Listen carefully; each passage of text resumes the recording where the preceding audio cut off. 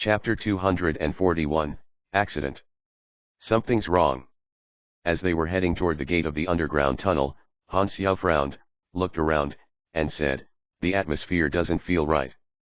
There are fewer people along the way. I have a sense for danger. Did you trigger the alarm?" As he finished speaking, Han Xiao looked at Cyberlos with a piercing look in his eyes. Cyberlos was shocked and denied it immediately. "No, I definitely didn't do it. Maybe the leader noticed something abnormal. I don't have as much authorization as the leader, so him noticing my browsing history really has nothing to do with me." Han Xiao tightened his grip on the equipment bag and said in a low voice, "Let's go quickly." At this time, 5 levels higher, the leader was heading to this direction with the laptop in his hand. The surveillance camera feedback was displayed on the screen. He laughed coldly and said, "So, you have started to suspect it. By the time you reach the underground tunnel, the ambush that I set up will be completed as well. This time, don't even think about escaping." The leader did not think that Han Xiao would dare to infiltrate alone. He even felt that the number of ambushes that he had prepared was overkill. In his mind, Han Xiao's strength was the same as back in the Dark Crow Valley, similar to the level of Pan Kuang, and there were more than 50 executive officers that were stronger than Pan Kuang in the headquarters right now. There was nowhere to escape. The last resort of the siege was the leader himself. He hardly met anyone that could match up to his strength. Even the legendary hero Bennett was at most at the same level as he was. The leader had fought Bennett a few decades ago. They were on par. The leader was also someone who stood at the top of the planet Aquamarine. Only then could he build and support such a big organization. Seeing that Han Xiao was like an insect that had sunk deeper and deeper into the spider web, the leader seemed to have seen the light of success. However, the next moment, he saw from the surveillance camera a flash of dark red light shooting straight toward Han Xiao. Hyla had almost gone haywire. Her red eyes were staring straight at Han Xiao with rage. It was not because she recognized Han Xiao, it was because she felt the life mark on Aurora. Her younger sister was hidden and cowered in the equipment bag that this person was carrying. Seeing this, there was no way Hyla could hold back anymore. Her abilities activated in an instant. Her maroon long hair was like snakes, entangled in gray and red smoke that formed an arrow-like shape. Her murderous intent was almost tangible. Put her down. Her seeing a stranger taking her younger sister away in a bag was like a parent seeing the child being carried away by a stranger. There was no way to stay calm in such a situation. Rage consumed her senses, and she could not think rationally anymore. Furthermore, her younger sister was very special to her. Aurora was almost like her spiritual sustenance, and that made things even worse. This woman got stronger again. Han Xiao was shocked. He hastily slid to the side and dodged this cone-shaped dark red air arrow by a few centimeters. The air arrow shot through the metal wall. Han Xiao was surprised. Hyla's superhuman abilities could inflict both physical and psychological damage, and this was already so strong despite only being the physical damage. This meant that the main psychological damage would only be stronger. It was probably because she was attacking in a rage state. The damage enhancement could almost match up to his flaming will. Despite being rather tanky, Han Xiao was not interested in getting hit. He moved to the side and dodged again. With a thought in his mind, Han Xiao destroyed 2 surveillance cameras with 2 shots and yelled, "Hyla, I'm here to save your younger sister. You're attacking the wrong person, you stupid woman." Before he finished, Hyla already crashed toward him and reached out to grab the bag without listening to anything he said. Being speechless, Han Xiao let go of the bag, carried his other equipment bag, activated electromagnetic hover boots and many maneuvering equipment, then jumped up to the rooftop. Hyla hurriedly placed the bag on the floor, opened a zip, and looked Aurora in her eyes. "Sister." Aurora's voice was filled with surprise. "Are you okay?" Hyla immediately checked over Aurora's body. Seeing that she was not hurt, Hyla was relieved.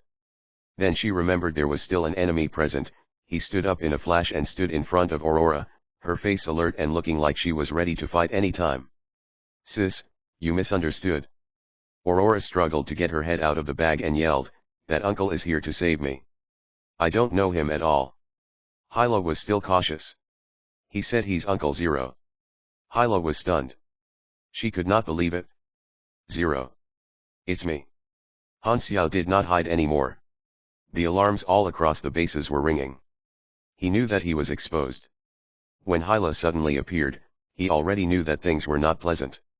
With how much Hyla cared for Aurora, she would definitely go all out straight away. How can it be you? Hyla could not believe it. The dark red smoke moved with her emotions. Why did Zero come to save Aurora? There should be no connection between them. She could not figure out Han Xiao's motive at all. Furthermore, they should be enemies. Why was the target Aurora? Does he want to threaten me like the Germinal organization? With all the guesses in her mind, Hyla could not trust Han Xiao subconsciously. No matter what, Hyla could not let go of Han Xiao stealing Aurora away secretly. I will explain in the future. Your sister is already saved. The truth is right in front of you, and regardless of whether you believe it or not, I'm here to help. You're now an enemy that the organization is going after. Hyla's expression was indifferent. Her power gathered in her hands, but she did not engage. Do you want your younger sister to continue being controlled by the organization? Right now is the best chance to escape, Han Xiao said in a low voice. His motive of saving Aurora was for Hyla, and Hyla was right in front of him now. Naturally, he would not let the chance slip by. The alarm was ringing loudly. Hyla was hesitating despite the fact that she hardly ever hesitated at all. She really wanted to just take Aurora and escape like this, but the alarm in the base was already triggered. She knew the power gathered in the headquarters more than Han Xiao did, there was too little chance to escape, and she did not want Aurora to take the risk. If only I didn't attack just now. This thought of regret appeared and disappeared within an instant, but if she had to choose again, she would still attack without hesitation. At this moment, Aurora pulled on Hyla's shirt. Sis, bring me away. Hyla's expression tightened. She looked down and saw Aurora's hopeful face. The words of rejection were stuck in her throat. How can she put her younger sister back in a situation worse than death? Thinking of the things that Aurora went through all this time, Hyla felt like her heart was being squeezed and rubbed. At least the most difficult part was already completed. Her younger sister had already left that prison cell, and this was what she had been dreaming of. At this moment, Hyla's became firm. She touched Aurora's head gently and thought to herself, if it fails, I will die with you. Hyla raised her head, looked at Han Xiao with mixed feelings, and said, follow me. She had never expected to fight side by side with Han Xiao. With more help, there was a bigger chance to escape. Zero had snuck in without anyone noticing, so he could not be too weak. After she said that, Hyla put Aurora into the bag and walked toward another direction with big steps. Han Xiao dragged Cyberlos and followed behind. Since they had already been exposed, they could not go to the underground tunnel anymore. Hyla knew the base, so she must have some other way. Han Xiao was quite sure that a bloody fight was unavoidable. Luckily, he was prepared in the case that the infiltration failed, although he did not intend to allow that to happen. What he did not know was, although it seemed like Hyla had exposed him, she had actually made him dodge the trap indirectly. Moron! Who told her to engage? The leader was furious. Han Xiao changed his route, so his plan was disrupted.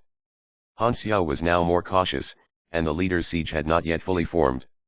As the cameras were destroyed, the leader did not see the conversation between Han Xiao and Hyla. He merely thought that they had already started fighting. All executive officers and soldiers, full engagement. I want Zero to die here, the leader yelled through the walkie-talkie. At the same time, the players in the headquarters received an urgent mission. Intercept Zero before he escapes the headquarters. Mission reward, 200,000 experience, LV.20 Dungeon Crystal, the Germinal Organization Base Escape Warfare. 200,000 experience and a Dungeon Crystal. The players were extremely motivated. Chapter 242, The Unmatched Assassin, 1. Boom boom boom. The high-caliber berserk eagles shot hot flames out of the muzzles. The cameras on the way were destroyed one after another. Han Xiao was rapidly counting and calculating. 38 seconds had passed after the alarm rang. They were moving very fast and had already deviated from their original path, so the enemies should appear soon. The team composition now was 2 burdens and 2 who could fight. It would be too difficult to just rush out recklessly. Han Xiao would not have had a problem on his own, but it was a pain in the ass to protect someone. In his previous life, Han Xiao had never been a fan of escort missions as there was not much room to play, and it would definitely fail if he was reckless. Suddenly, Han Xiao's eyes twinkled. He looked at Cyberlos with naked hostility, and smiled. Now that Hyla was here, was there any reason to keep this old man around? They were not going through the underground tunnel, so Cyberlos was of no use anymore. Cyberlos shivered. Don't do this. You need my authorization. He's exposed. His authority is frozen. There's no point keeping him. Hyla had an indifferent look. Cyberlos was a superior that was in charge of the experiments on her younger sister, so her hatred for him was deep in her bones. She raised her arms and was going to kill Cyberlos. At this time, a hand grabbed onto her arm. Han Xiao shook his head toward her. Don't kill him. We might need him alive, Han Xiao said. Then he slapped Cyberlos unconscious. Han Xiao had misled him in many ways, so he could make Cyberlos mislead the leader as well. Hyla swung Hyla's hand away and gave him a stare, but she did not insist on killing Cyberlos. Han Xiao was not bothered by her attitude. What's your plan? Hyla was not used to Zero being her teammate yet. She kept silent for a while, then replied, I know a hidden path that can help us escape the headquarters, but it is very far, 4 floors down. We'll have to break past the interception if we want to go there. 4 floors down, Han Xiao had memorized the map. To go down 4 floors from here, it would take at least 5 minutes without any interruption, but the enemy would definitely not let them do that. Are you sure of this hidden path? That was originally an abandoned hidden path. I discovered it by accident, so it is very discreet. Hyla kept it short, but she did not say the exact location. In fact, she hid the truth. This hidden path was a backup that she had secretly prepared. Although she was controlled by the Germinal organization, she had never given up and hoped that one day she could save Aurora. However, she frustratingly did not yet have the power to get Aurora out of that prison cell on her own, so she had never dared take any action. She had never expected that the most difficult part would be completed by Han Xiao. Thus, the hidden path could finally be of use. These things happened out of nowhere. She truly did not expect someone to save her younger sister. Hyla looked at Han Xiao discreetly, wanting to say something, but in the end, she did not. There was actually a safer way with more than 80% chance of bringing her younger sister away, but that would put Han Xiao in a very dangerous situation. She felt Han Xiao would most likely not agree, so she did not say it and only planned in her head. At this time, footsteps appeared at the corner up ahead. A team of Germinal organization had shown up to intercept them. Just as Hyla raised her hand and was going to attack, Han Xiao did it before her. The 2 guns fired rapidly. High-caliber bullets exploded on these soldiers' chests, and flesh and broken bones sprayed all over the place. One bullet from him was as strong as a grenade explosion for normal soldiers. After killing a group of these soldiers, the trial points for the class advancement mission on the interface did not increase. Only enemies that were strong enough gave trial points. However, since the weak ones were already here, the stronger ones would not be far. As expected, strong presences entered his detectable range one and approached very quickly.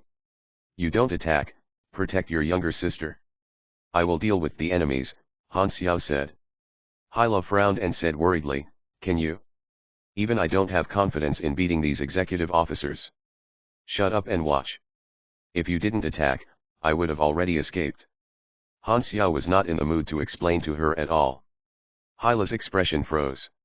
She admitted to being at fault, so she kept her head down and led the way in front.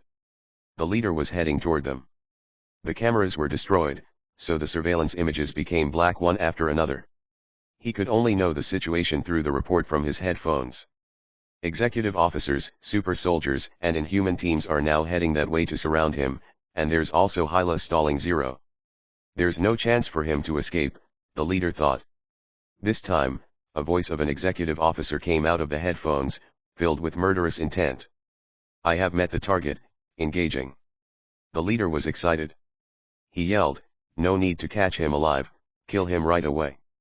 However, the next moment, high-pitched noise exploded from the headphone that hurt the leader's eardrums. Screams came out of the headphones. They were from the executive officer that was just reporting the situation. The leader was stunned. It's been less than 10 seconds. That executive officer was not weaker than Pan Kuang at all. What accident happened? He felt an unpleasant intuition. 8 seconds earlier. A large and muscular male executive officer ran out of the corner and charged toward Han Xiao with a ferocious expression. Loud thuds could be heard from the floor, and the combat suit was almost breaking from his muscles. Careful, he's an executive officer. Strength-enhancing superhuman ability, Hyla warned hastily as a thick cloud gathered in her hand. As soon as Han Xiao was going to be defeated, she was going to back up immediately. Han Xiao struck before Hyla finished her sentence. With the swing of a hand, 2 sonic bombs flew out. The high-pitched noise gave the male executive officer a shock and slowed down his action for an instant. All Han Xiao needed was this instant. Activating both the mini-maneuvering equipment and the electromagnetic hover boots, he approached the enemy like a ghost. Overload. Surging mechanical force. Lethal critical hits. All the damage-enhancing active abilities were activated one after another. Although there was no flaming will, the power was still horrifying. With a spin of both his palms, a blue light shone from the thermoelectrical incisor gloves and pressed onto the male executive officer's chest, and the compounded magnetic chain split blades penetrated into his body behind his back like a blossoming lotus. Combo, Flaming Lotus Slash. This was the fighting style of mechanical pugilists, to combo different melee machinery into one's own ability. Of course, the name had been decided casually, but it did indeed feel different once it had a name. Stunning damage numbers appeared. The male executive officer screamed in agony and fought back with all he had. He landed a few punches on Han Xiao's magnetically controlled retractable armor. Han Xiao's palms burnt right through the enemy's chest as the compounded magnetic chain split blade sliced his throat continuously. The health bar of this large and muscular executive officer was thus emptied. LV 44, 120 strength, not bad. Sadly, the health bar is just ordinary. Han Xiao looked at his interface. He could kill enemies at this level this quickly even without Viper. Although he was a mechanic, which was not strong in the early stages, he had many abilities, his level was high, his equipment was good, and his skills were at max level. The strength of someone varied even with the same level, like normal monsters and elite monsters. Han Xiao was at boss level among LV60s, so there was an even greater difference between him and people with a lower level. You received 1 trial point. The ultimate trial, progress January 2000. Only 1 point for someone at level 40-something. Han Xiao was speechless. He did not even know if there were 200 executive officers at this level in the Germinal organization. It would be awkward if there were not enough to kill. On the other side, Hyla was lowering her stiffed hand. This executive officer had been killed instantly before she had even finished her sentence. There was completely no need for her help. Hyla was completely stunned. Even she did not have the confidence to do it so fast. How is Zero this strong? Is this a fake? At the same time, the leader was stunned by this problem, too. He realized he had misinterpreted Han Xiao's strength. One mistake could affect the entire plan. Luckily, the leader knew that Zero could not be judged with common sense after many failures, so he had overestimated Zero's ability as much as he could, and many people were waiting in ambush. However, seeing what was happening now, not only was it not a waste, but there might not even be enough. Since his subordinates could not win, he would kill Zero himself. Stop him, wait for me, the leader said coldly. In less than a year, there was no way Zero's strength could have reached his level. He was someone who stood at the top of planet Aquamarine. If Han Xiao knew what the leader was thinking of, he definitely would have laughed. What a coincidence, I am, too. Chapter 243, The Unmatched Assassin, 2. The group followed the twists and turns of a winding corridor to get downstairs. The elevator exit was likely blocked by people, so they went with the emergency staircase. The enemies who tried to block their path came in from all directions. Han Xiao went all out and used everything from his melee skills to sniping to continuous shooting. All but Viper, which was his trump card, was thrown out, and he fought like a true assassin, leaving behind a trail of corpses. There were 4 types of enemies: newbie troops, superhumans, germinal directors, and players. Only the directors were capable of slowing him down, while the rest, players especially, were taken care of in mere seconds. The players rushed up in waves while kicking and screaming only to disintegrate into light particles the next second. Han Xiao figured that if it continued for a bit longer, he could probably use up all of the players' weekly resurrection, which could help cure their gaming addiction and have them go complete their homework instead. As the players were not much of a threat to him at all, Han Xiao did not want to bother with talking sense into them. At this point, players could not change sides yet anyway. Soon enough, the players became more hesitant and stopped rushing in masses with their previous fervor.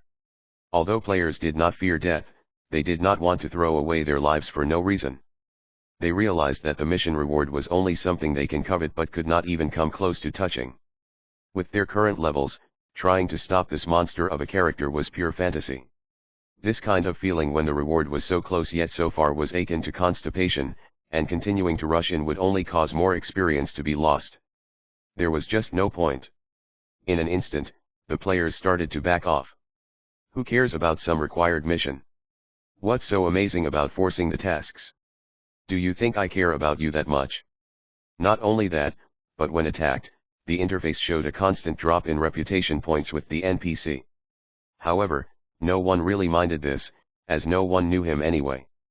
Electrolux swallowed his saliva to calm his nerves.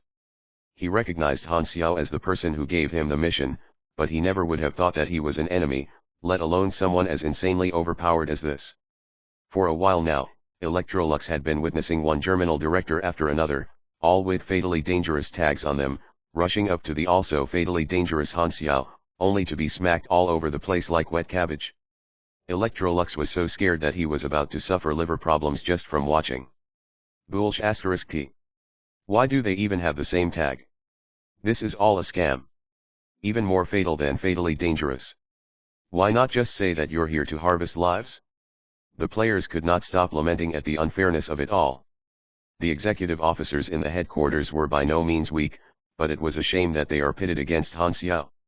Unless they were at least LV50, there was not even a tiny bit of chance that they could hurt him. Hyla did not even need to help a single time along the way, so she focused on protecting Aurora. Han Xiao was simply unstoppable. However, Hyla realized that the Germinal forces did not know about her betrayal. Instead, some were even shouting at her for help against this monster of an enemy. The cameras along the way were blown up by Han Xiao, and the Germinal leader did not know that Han Xiao and Hyla had teamed up. Hyla realized that this was a huge advantage. As Hyla looked at Han Xiao's figure amid the intense battle, she thought, could it be that this was all part of his plan? Did he not have me help for this purpose? Bang! And another director fell beside his feet. Han Xiao wiped away the blood on his face and could finally take in a deep breath. He was not exactly unscathed. Some directors had weird powers that could threaten him, but both his defense and HP were very high, so the damage was hardly worth mentioning. The problem was his energy and stamina, which had both decreased significantly. However, he still did not think that it was necessary for him to use Viper. The class advancement mission had reached 27 points, and Han Xiao found that killing stronger opponents had a chance to award him with 2 to 3 points at once. Only the last 2 levels left, said Han Xiao. Be careful. These are only the vanguard. The main force has yet to arrive. Hyla's face was tense as she knew how much manpower the leader had allocated to the headquarters.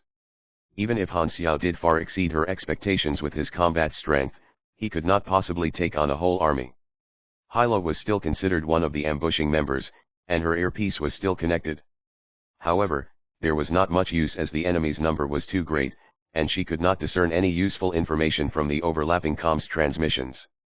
They had to be smart if they were to escape from this place.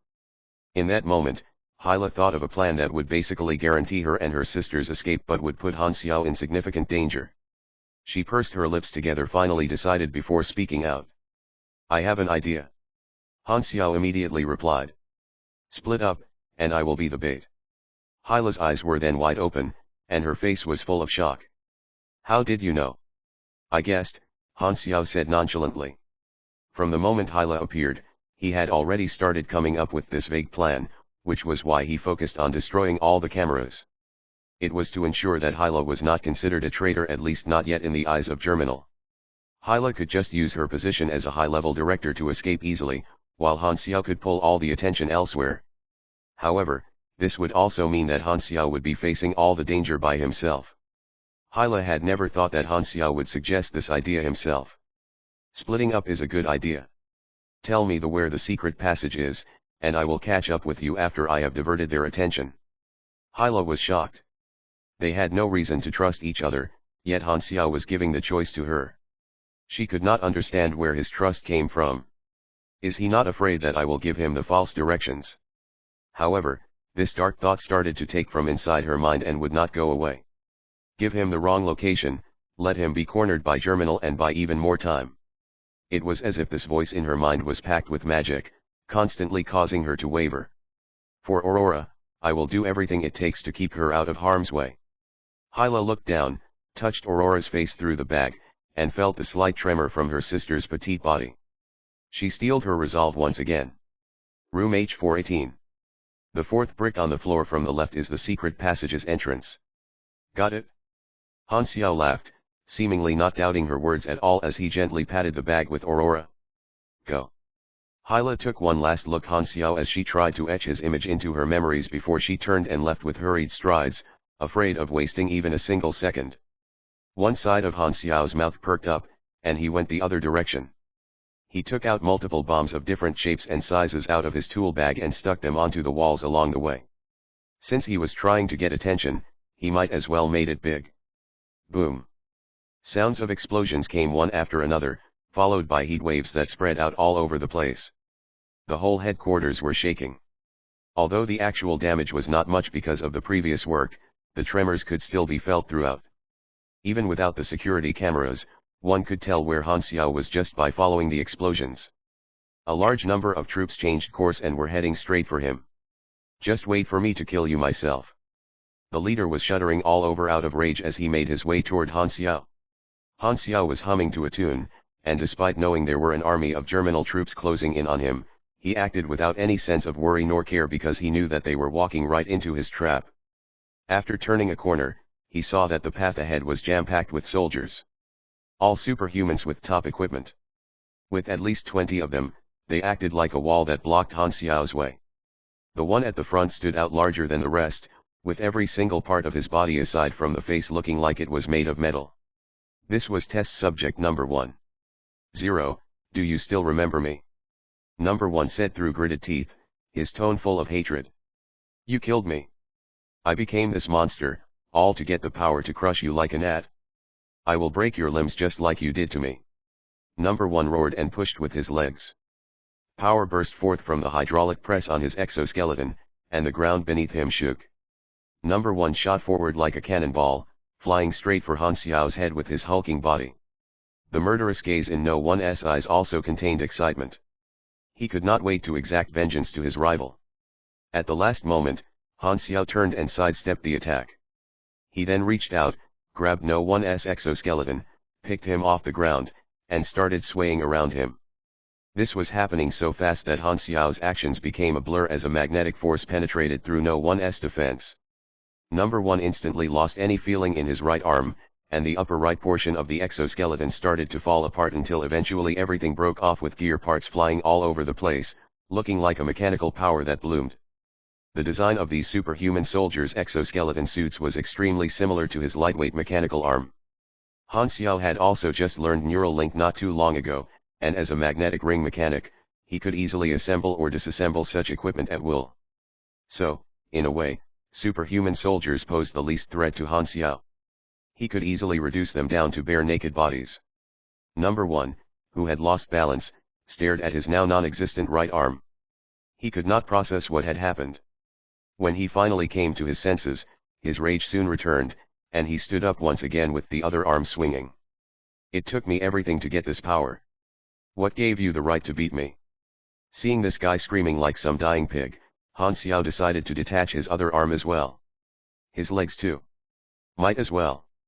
As the other superhumans rushed up, Han Xiao danced between them, and limbs could be seen flying all over the place. Soon, Han Xiao was the only one left standing amid piles of torn limbs and mechanical parts. This scene was scary enough to fit right into any kind of horror film. Number 1 was left facing the sky, hatred still clear on his face, still questioning why he lost. Han Xiao had wanted to ask since a while ago. Who is this dude? Han Xiao never would have guessed that it was Number 1, as the appearance was much too different. Moreover, to him, Number 1 had died already. Have we met? Han Xiao asked confusingly. How could you not know me? Number 1 was furious. I'm your rival. What rival? He must be delusional. Who on earth is this metalhead? Han Xiao was baffled, and his ear was starting to hurt from No One's screaming, so he flipped the limbless number 1 around to face the ground.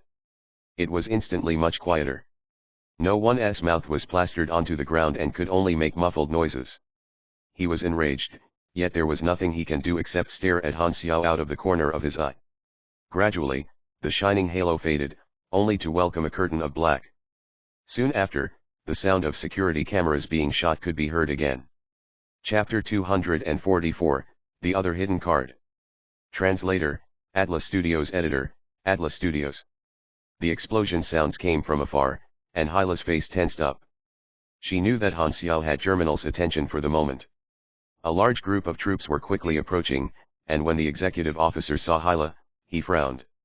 "You're going in the wrong direction, the enemy is that way. I have a different mission."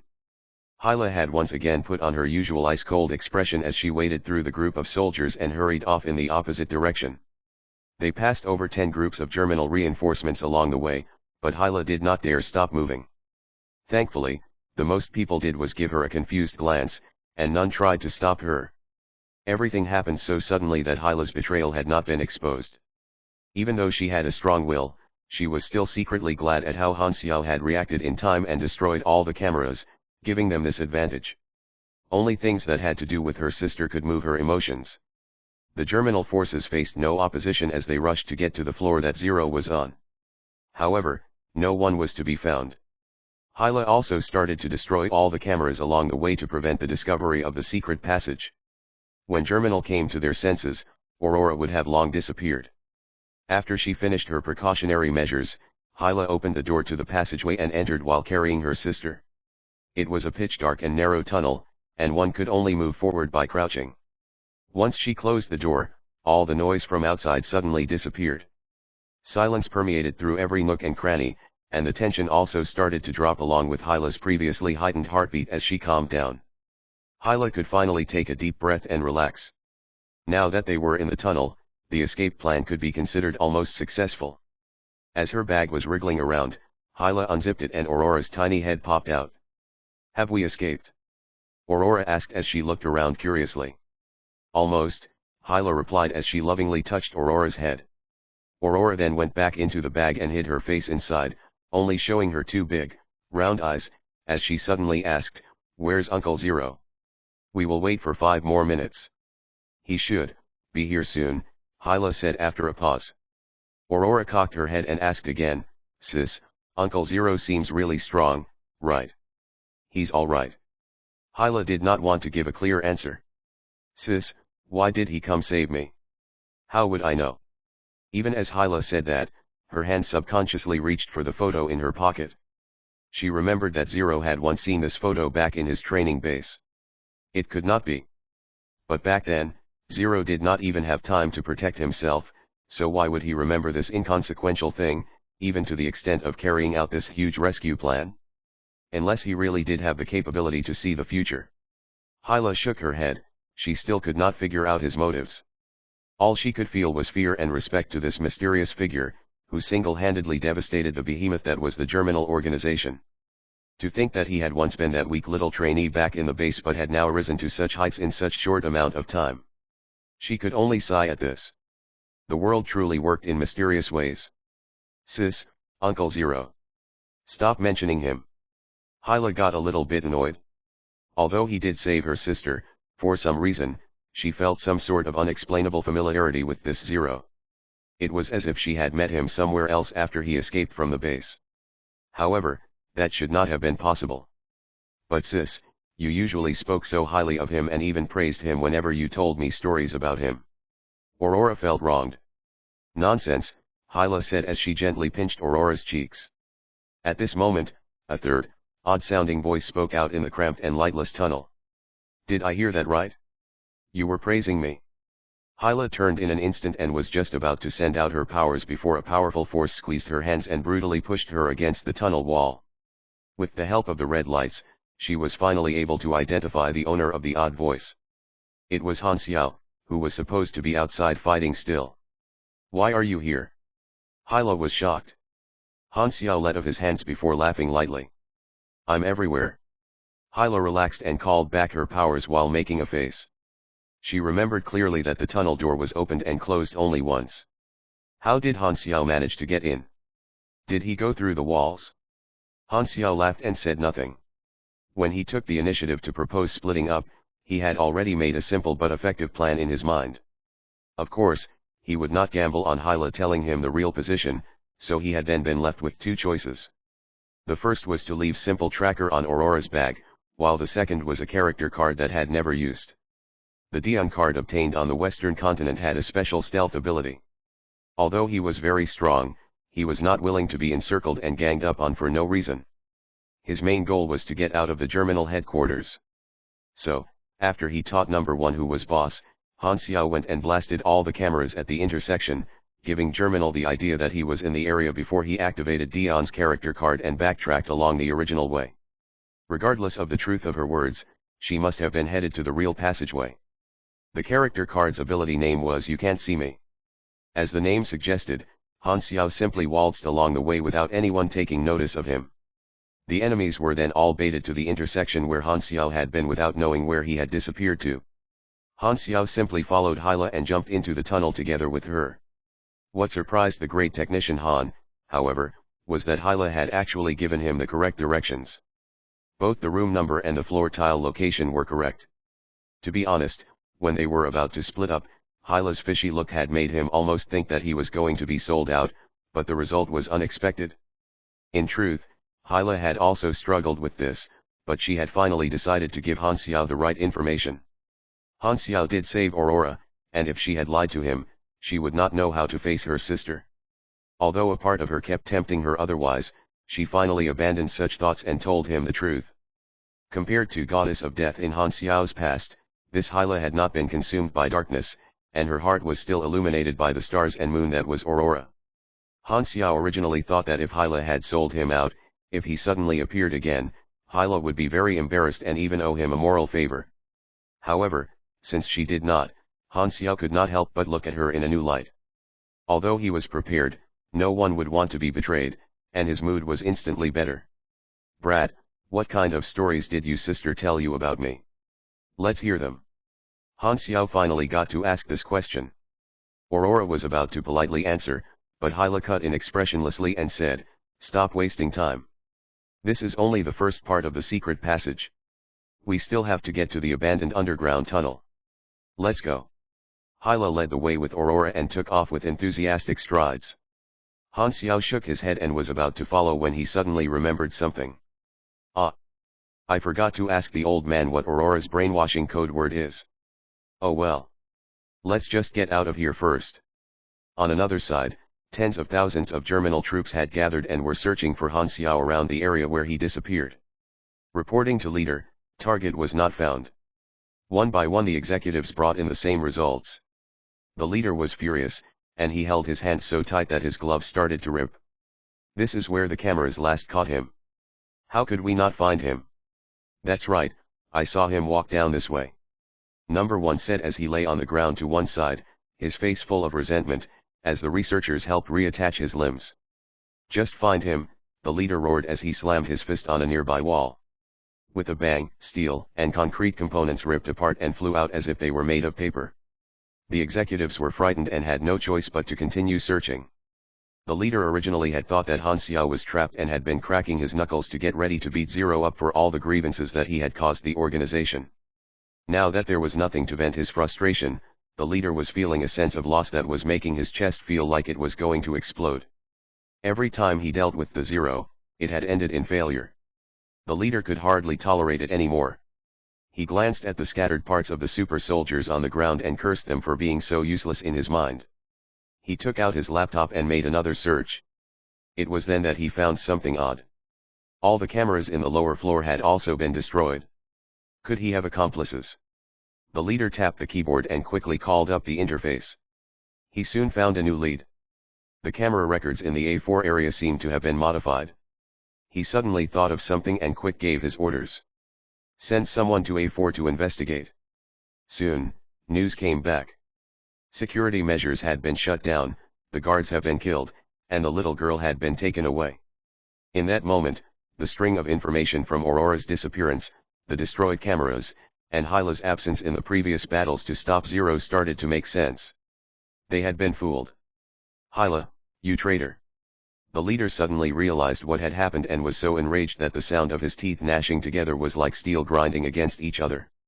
Get man to search for Hyla now. She escaped with 0. The soldiers around were startled into action. The order was passed down one wave after another. Soon, a large force was mobilized to search yet again. However, Hyla had already destroyed all the cameras on the lower floor. There was no way of knowing where they could have gone. Then, someone finally brought the dazed Cyberlos to the leader, and with a slap, Cyberlos was awoken with a shock. Seeing the leader's face that was full of hostility right after waking made Cyberlos tense up. Tell me everything you know, the leader said coldly. Cyberlos did not dare keep anything to himself and told the whole story from when he had been taken hostage until he was knocked unconscious. He took the organization's classified information, kidnapped Aurora. Cyberlos tried to be as careful. He might be an inhuman. Inhuman. The leader felt his body sway when he heard that. If Zero really was an undying inhuman, then Germinal faced certain defeat. After taking a deep breath, the leader said decidedly, that's only a guess. I will just have to kill him first and see if he really is an inhuman. Cyberlos was then taken away. Seeing as the man had done a lot for the organization in terms of research, the leader decided to spare his life. Cyberlos had never been hired for his loyalty anyway. Widen the search net. Even if that Zero can get out of headquarters, I won't let him get off the continent, the leader said calmly. The forces were but a small part of his plan. Chapter 245, Predicament. Translator, Atlas Studios Editor, Atlas Studios. After traveling down the winding tunnel for some time, the path in front suddenly widened. Right in front of them was an underground tunnel with an open space. The exit for this dark path was located on top of the wall at the side of the tunnel, which was around 5 meters above the ground. The air was filled with the smell of dust and mold. The place had been abandoned long ago, and the walls were covered with spider webs. The front door of the underground tunnel had also been locked for a few years. Hyla hugged Aurora and jumped down. Dust and debris scattered as they landed. Han Xiao followed. This was an early stage of the underground tunnel. After they built the headquarters, people left it without any maintenance. I dug a path from the air ventilation pipes which lead to this place. All the cameras and gates are gone, and the railroads are broken, too. We need to walk out of here. The exit a hidden door that is located at the fringe of the headquarters, and it will take around 4 hours for us to reach there. Han Xiao looked back at the hole and said, won't they be able to catch up? Nobody knows we are here, but we still have to be on alert. Hyla carried Aurora on her back and started walking forward. Han Xiao quickly followed and walked right next to Hyla. He occasionally dropped a few small landmines to blow up the tunnel in case anyone came later. 3 of them continued to march forward in silence. Just now, the situation had been intense, so there were a lot of things that they were still unclear of. Now that they had the time, Hyla seemed to be more confused as she kept recalling what had happened. She kept on turning her head toward Han Xiao. Hyla had a few questions to ask, but because of her cold personality, she pursed her lips and kept on walking. Aurora, who was on Hyla's back, covered her head inside her sister's long red hair and smelled the delightful scent she had. Her eyes were calm and safe, and she turned to look at Han Xiao. What are you looking at, you little brat? Han Xiao raised his eyebrows. Aurora quietly replied, do you not have a name, or is your name just Zero? Paying attention, Hyla's ears perked up. Han Xiao. That's my name. My sister said you were brainwashed. She couldn't figure out how you escaped. Han Xiao stroked his chin and said, everything has its own destiny. Hyla rolled her eyes. My sister said you are only 20 years old, but why do you look so old? Han Xiao's face darkened. Didn't I already change my appearance? This brat doesn't appreciate beauty at all. Then Han Xiao looked at Hyla and realized that she was being oddly quiet. Han Xiao started to tease her interested and smiled. So, do you have anything that you want to say to me? Hyla pushed Aurora higher up on her back and coldly replied, thanks. You don't sound like you mean it at all. Han Xiao started to flip the bullets in his hands. Don't forget that I came a long way to save your sister. There's no need for you to kneel on the ground to show your gratitude, but at least be a little more polite, will you? Hyla turned her head around and frowned. How did you know about my sister? What are you trying to do? Hyla could not believe that Han Xiao really came here to save her sister, and she thought that he must had an ulterior motive. Although Hyla was right, she could never guess that Han Xiao's target was her. You sound like you are trying to interrogate me even though I am your savior and your teammate. Han Xiao raised his eyebrow. If you want to ask anything, you must at least try to show some respect. Savior and teammate. Hyla was having a hard time getting used to someone with these two roles. After a long silence, she still could not say the word please. She boldly said, "Tell me. What now? Do you think I'm like the Germinal organization, trying to use your sister to control you?" Han Xiao yawned. "I might try if I want to." There was no way that he could do what he said. Hyla relaxed for a bit and replied, "So, what do you want?" "I want world peace." Hyla ground her teeth in frustration. Han Xiao had just been playing with her all this time, and she did not get anything useful out of him. Hyla shut her mouth again. "Sister told me some stories about you, and she said you were very talented." Aurora then curiously asked, "Are those stories real?" "Oh. Hyla actually complimented me behind my back." Han Xiao looked over, and Hyla did not even flinch. Her face was still as cold as ice while looking straight ahead, ignoring Han Xiao. "Well, there's a saying that if you don't say anything, then you agree to whatever that's happening. Of course, it's all real. Then what happened after you escaped?" Aurora was really interested into Han Xiao's story. During her time of imprisonment, when she and her sister meet up, her sister would always tell Aurora about the stories of the world outside. The stories of Zero had left the deepest impression on her. Hyla thought that Han Xiao had some things that he did not want to say, so she suddenly had an idea. "Even though we don't know how Han Xiao has gained so much power in such short period of time, when he escaped the base, he was not strong. After he finally got the freedom he longed for, he was frightened that the organization might capture him, so he had no choice but to change his name and hide away from the eyes of the Germinal organization.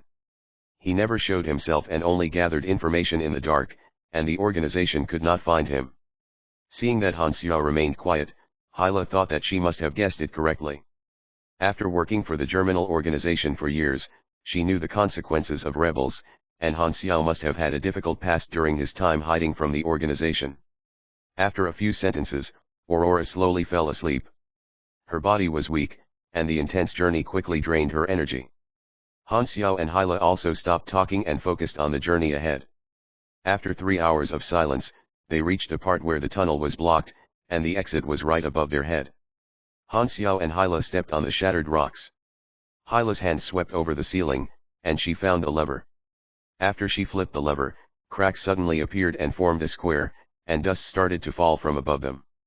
The crack was dark, and one could not see anything on the other side. "Get up." Hyla pushed open the hidden door and jumped into the room. The room was pitch black without any sound. After the eyes had adjusted to the darkness, they could see that they were in a large storage room. Tons of boxes and containers were lined up, and there was another exit at the corner of the storage room that was covered in dust. "They don't have anything important in this warehouse, so there shouldn't be a lot of security here. Toward the south is the secured part of the headquarters. As long as we can get out of the secured zone, then we will be safe." Han Xiao remained silent. Cyberlos had once said that the leader encircled him using large amounts of manpower, and they set up countless of troops scattered in a radius of a few hundred miles. Even though he had escaped the headquarters, he still did not escape the encirclement. If what Cyberlos had said was true, then there was still a long way before Han Xiao could get to safety. Gripping his equipment bag, Han Xiao thought, "My identity will be revealed sooner or later. I might as well just do it right here." Suddenly, the interface popped up with a message. "Your landmine successfully killed the soldiers of Germinal organization. You gain 1 experience." The landmines in the tunnel just exploded. "It won't be long before the Germinal organization catch up," Han Xiao said. Hyla's face briefly let slip a stunned expression. "We need to pick up our pace." It was night, and the sky was dark. They woke Aurora up and put her into the bag. Then the two of them quickly left the warehouse, sneaked under the patrol of the soldiers, and head toward the exit. A number of troops started to show up and settle down in the area around the headquarters. The security level was also increased by a few levels. A few hours ago, Han Xiao and Hyla had disappeared in the headquarters. The leader called for the highest level of order to employ all the standby troop to catch Han Xiao. He knew that Han Xiao must still be in the headquarters surroundings, so he reinforced the security at the borders and would not let anyone pass. The ambushing troops on the outside was a few hundred times more than the number of troops in the headquarters. In the beginning, the leader used all the resources that he had to set up the encirclement of troops that lasted for a few hundred miles. All the preparation was for any possible accident, and the day's events proved that he had been right to be so cautious. The leader of southern troops quickly changed from a normal leader to executive officer Keter, who was LV-55.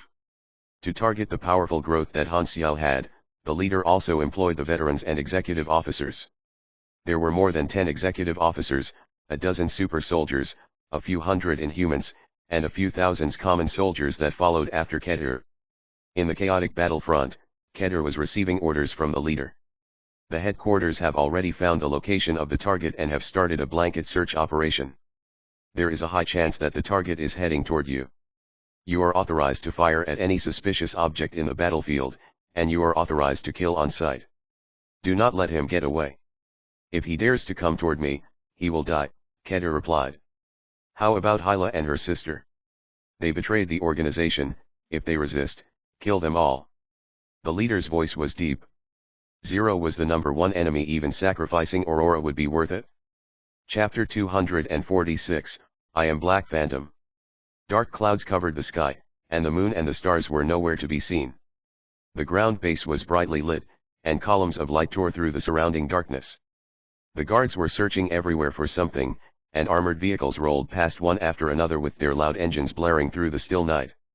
Helicopters lit up their searchlights and were searching as well, causing circles of light to cut through swaths of empty ground. The large-scale search gave Han Xiao and Hyla quite the headache. Thankfully, Hyla was well acquainted with the local terrain, and they were able to avoid all the pursuing soldiers. Eventually, they hid themselves in the shadow of a metal building situated at the edge of the base as they observed the distant German army formations toward the south. The troops toward the south and the base were separated by an inclined area. Based on the duo's observation, heading straight out would just make them easy targets for the search parties. At this moment, there seemed to be some commotion toward the south, as countless lights were suddenly turned on. It was as if a miniature sun had appeared in the dark scenery. This is bad. They have drastically increased the personnel on the ground, and it's impossible to pass without drawing their attention. Once we're found, they will kill us all, Hyla said with a heavy voice. The organization's forces seemed to be endless. Although they were being defeated at every turn by the Six Nations combined army, it was still a force to be reckoned with. On the other hand, they were but 2 people, and trying to force their way out would be impossible. They should consider some other ways to stealthily sneak away. Han Xiao gave the massive number of troops a few glances before speaking calmly. Tanks, artilleries. They're basically prepared to fight a war. It's quite a feat they have pulled just to deal with us. More like to deal with you. We're just add-ons. Hyla was expressionless, and she asked, do you not have any reinforcements? She felt like Han Xiao definitely had some help when infiltrating the Germinal headquarters. Since that was the case, he must have arranged the extraction. Yet Han Xiao shook his head immediately, making her feel like her heart just dropped. No help. Hyla could not hold it in and asked, then what's your plan now? Germinal won't stop looking for us. Even if we somehow break out of this encirclement, there will still be countless pursuers after us. I'll just see. Han Xiao did not really care about it and went back to preparing his equipment. Hyla frowned. If help was not coming, then what was the point of following Han Xiao? The one Germinal wanted was him, and her sister would be safer if they were to split up. She thought that since she had already helped him leave the headquarters, she had already returned the favor. So, it would not be immoral to suggest to split up. For Aurora, Hyla was willing to do anything. Let's just try to get out of here first. Hyla calmed herself down, stopped paying attention to what Han Xiao was doing, and just focused on observing the troops ahead. At the same time, toward the south, the large searchlights all shone on the inclined ground, and nothing could have escaped their observations. There were heavy turrets set up every 50 meters, ready to send out a wave of metal bullets on command. Different scenes of the encirclement were all sent back to the control room back in headquarters so that the leader could control the situation in real time. Among the troops stationed toward the south were the group of players who had been recruited by Germinal and formed into their own inhuman squad. They were grouped up in their own camp, ready for orders. The mission to intercept Zero had not failed, and the players were astounded when they saw the large formations of Germinal troops deployed to catch Zero. We won't be able to help much. Isn't this basically just a free mission? You're right. Maybe this is sort of like a cutscene, where we can only watch, said Electrolux, who had also been recently recruited. Foreign players were not uncommon on planet Aquamarine, and none thought his presence was odd. No one knew that he was actually a European spy. Hey.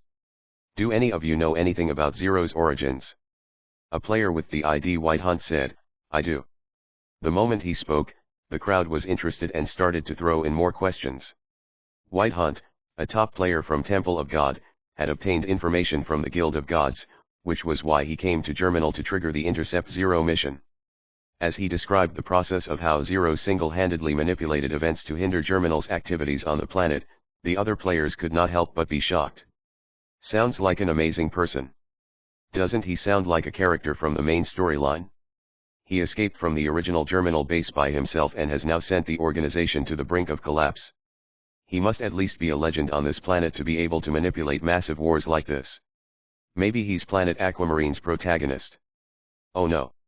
My reputation with him is -30, someone screamed in distress. White Hunt laughed at that.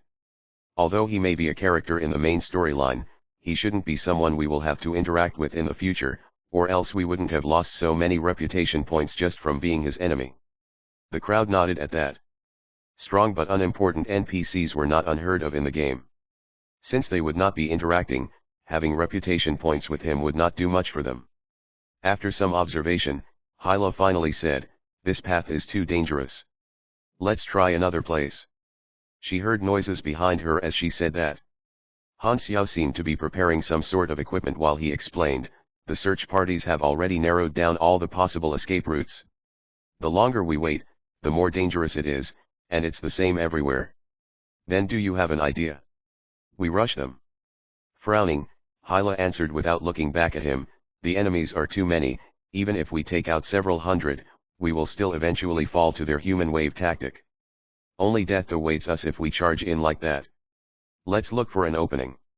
However, Han Xiao seemed to have already made up his mind and said confidently, make sure you keep up.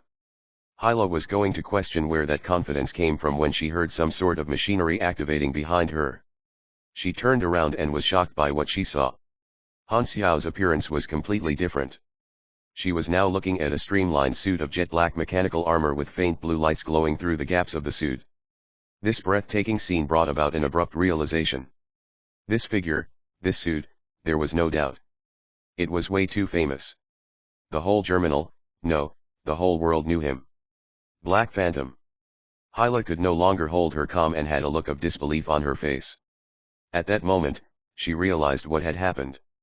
No wonder how Han Xiao could infiltrate the Germinal headquarters alone without any sort of backup. He was someone who stood at the top. A one-man army. So, this is the truth. Thinking back on the news that she had read about Black Phantom, Han Xiao's life these past few years was far from that of a runaway fugitive. He was always right in front of everyone, including Germinal, showing off his powers and making a legend of himself, one step at a time. Hyla had witnessed Han Xiao at his weakest, and she never thought that he would one day stand at the top and far surpass her. Hyla was lost for words. Han Xiao gently patted the still shocked Hyla and made large strides toward the troops in the south as he exuded a sort of confidence exclusive to the powerful. The built-in tactical screen in his helmet gave him a quick analysis of the battlefield as he strode down the slope toward the enemy without a care. As he approached, dozens of powerful lights instantly shone onto him, making his figure as detailed as possible to the onlookers. When everyone saw this figure, they took a while to react. Why is Black Phantom here? Keter was confused. Once they looked past Han Xiao, they finally saw Hyla. This was when shock, realization, and fear suddenly went through the minds of all present. Zero is Black Phantom. When the truth finally revealed itself, everyone was stunned and could not do anything but stare. Keter, the field commander, had also lost his wits and forgot to order his men to attack. All the executives on the field suddenly felt a gust of cold air blow up their spines and into their minds. All those who had opposed Black Phantom had ended up as corpses. This name instilled fear in all those who heard it. Han Xiao crouched lightly, brought his arms behind him, and got into a pre-jump position as the booster on his back let out bright red lights.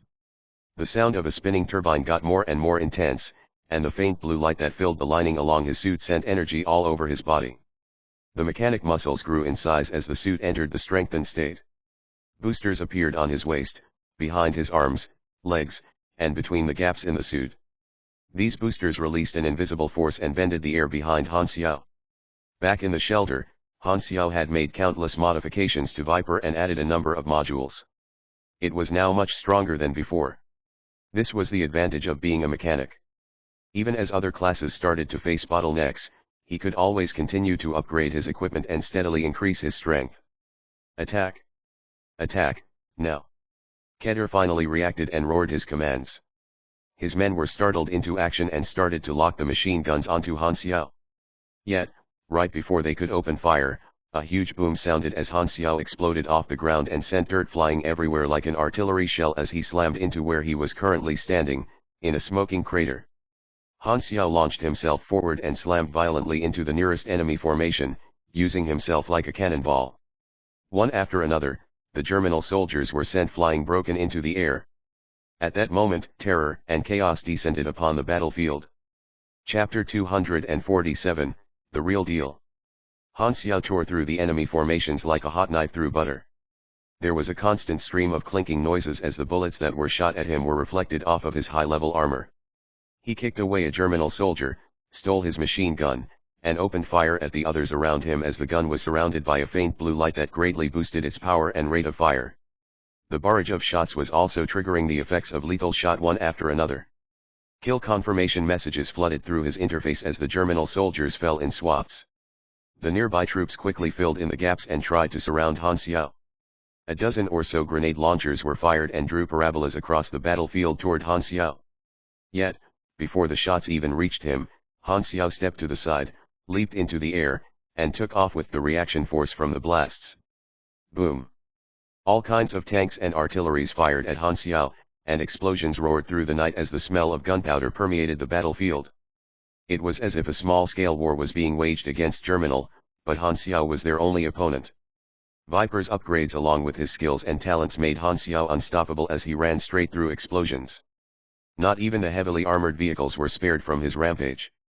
A few unlucky tanks got flattened to the ground after being run into by Han Xiao. It was a complete massacre, and soon, the Germinal forces were breaking apart. Whoosh! 2 attack helicopters rushed to the scene and immediately opened fire on Han Xiao, and a stream of high-caliber bullets trailed after him. Han Xiao's eye flashed, and in a split second, he calculated the helicopter's speed and flight path with his helmet interface, retrieved the Ghost sniper rifle from his back, and took a shot. It was as if he did not even have to aim. The electromagnetic projectile zoomed past the battlefield before it went clean through the helicopter and flew off into the night sky. The pilot was killed instantly, and the helicopter spiraled out of control and crashed into the hillside below and tumbled down the hill with the centripetal force from the rotors. It kept on rolling until it eventually destroyed the fence in its way and tore through dozens of Germinal soldiers before crashing into and collapsing a defensive structure, causing dust to fill the air. The helicopter had cleared a bloody path through the swarms of soldiers. One of the rotor blades broke off and flew through the air and landed right in front of a group of stunned players. They were already flabbergasted since the moment it was revealed the Han Xiao was Black Phantom. The source of all these legendary achievements was the same person, so he was basically the main protagonist on their planet. The players were all very familiar with Black Phantom since they heard about him pretty much every day. Now that the mystery of his identity had been revealed, the players were extremely excited, as if they had just discovered a new continent. The quick ones immediately turned on the camera function and started streaming the event to the world. Wait a second, if he's Black Phantom. Some players finally realized the gravity of the situation and turned their attention to their reputation points on their interface. Instantly, they felt like a gust of north had just blew past them, freezing their excitement. This can't be real. A -30 reputation with Black Phantom. How long will it take to even reset it back to 0? The Germinal players felt like their hearts were crushed. We haven't even enjoyed Black Phantom's benefits, yet we just lost all our hope after waiting for so long. The players present looked like frozen ducks. All color drained from their faces. "Screw you, Germinal.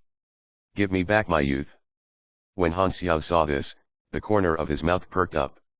This group of players was essential in his plan. They played the role of the reporter and were responsible for spreading tonight's events out far and wide. The big reveal of his double identity would surely rock the player community and become a hot topic for the time to come. Currently, there were not very many NPCs that had made a deep impression on the players. So, making big news himself would be the best way of ensuring his spot in the community. Now that his popularity was sure to be on the rise, the benefits would also roll in one after another. By showing of his capability at the Germinal headquarters, it would seem completely natural story-wise. There was not a better moment than this. His new legendary ranking was basically set in stone. With Han Xiao loaded in his new gear, the mechanic's strengths were on full display. He did not even need to keep his distance, and instead, he began a one-man massacre amid enemy forces. Dragging this out will do more harm than good. Viper's energy levels are running dry very fast at this output level. I need to clear out an area and find an escape vehicle, Han Xiao thought. Kill him. Suddenly, a powerful force approached as Keter roared and led a group of executives straight for Han Xiao. Han Xiao frowned, and the field repulsive machine on his wrist began to store up energy. He raised his right fist, ready to attack at any moment, as energy waves started to pulse out of him. The next second, as if pulling a trigger, Han Xiao released his fist and punched at the air in front of him. Boom! A condensed wave of energy exploded out of his fist and crashed into the group approaching him like a tsunami. Like bowling pins, the executives were all knocked away. This attack was just like the shockwave blast used by pugilists, and Keter's group was instantly broken out of formation. Using this chance, Han Xiao locked onto the person with the strongest life force, Keter, and rushed him. The disoriented Keter did not even have time to dodge before he was tackled to the ground. Viper's muscle fibers pulsed and bulged, and attacks with the thermoelectrical incisor gloves with plus 80 strength landed on Keter's body one after another. Blood spurted out everywhere. After a dozen or so hits, Keter, with his face was full of blood, was furious. He released his energy and pushed Han Xiao high into the air. Han Xiao pulled out the Ghost Sniper rifle mid-flight and activated Burning Will. The rifle's muzzle that started to glow was giving Keter all sorts of warning signals and made all his hair stand on end. The shot dealt explosive damage and instantly emptied Keter's remaining health bar. The shot left a faint trail of blue light in the air before it left a hole between Keter's eyebrows and a shocked expression on his face. You have killed Keter, LV-55. You have earned 142,000 experience.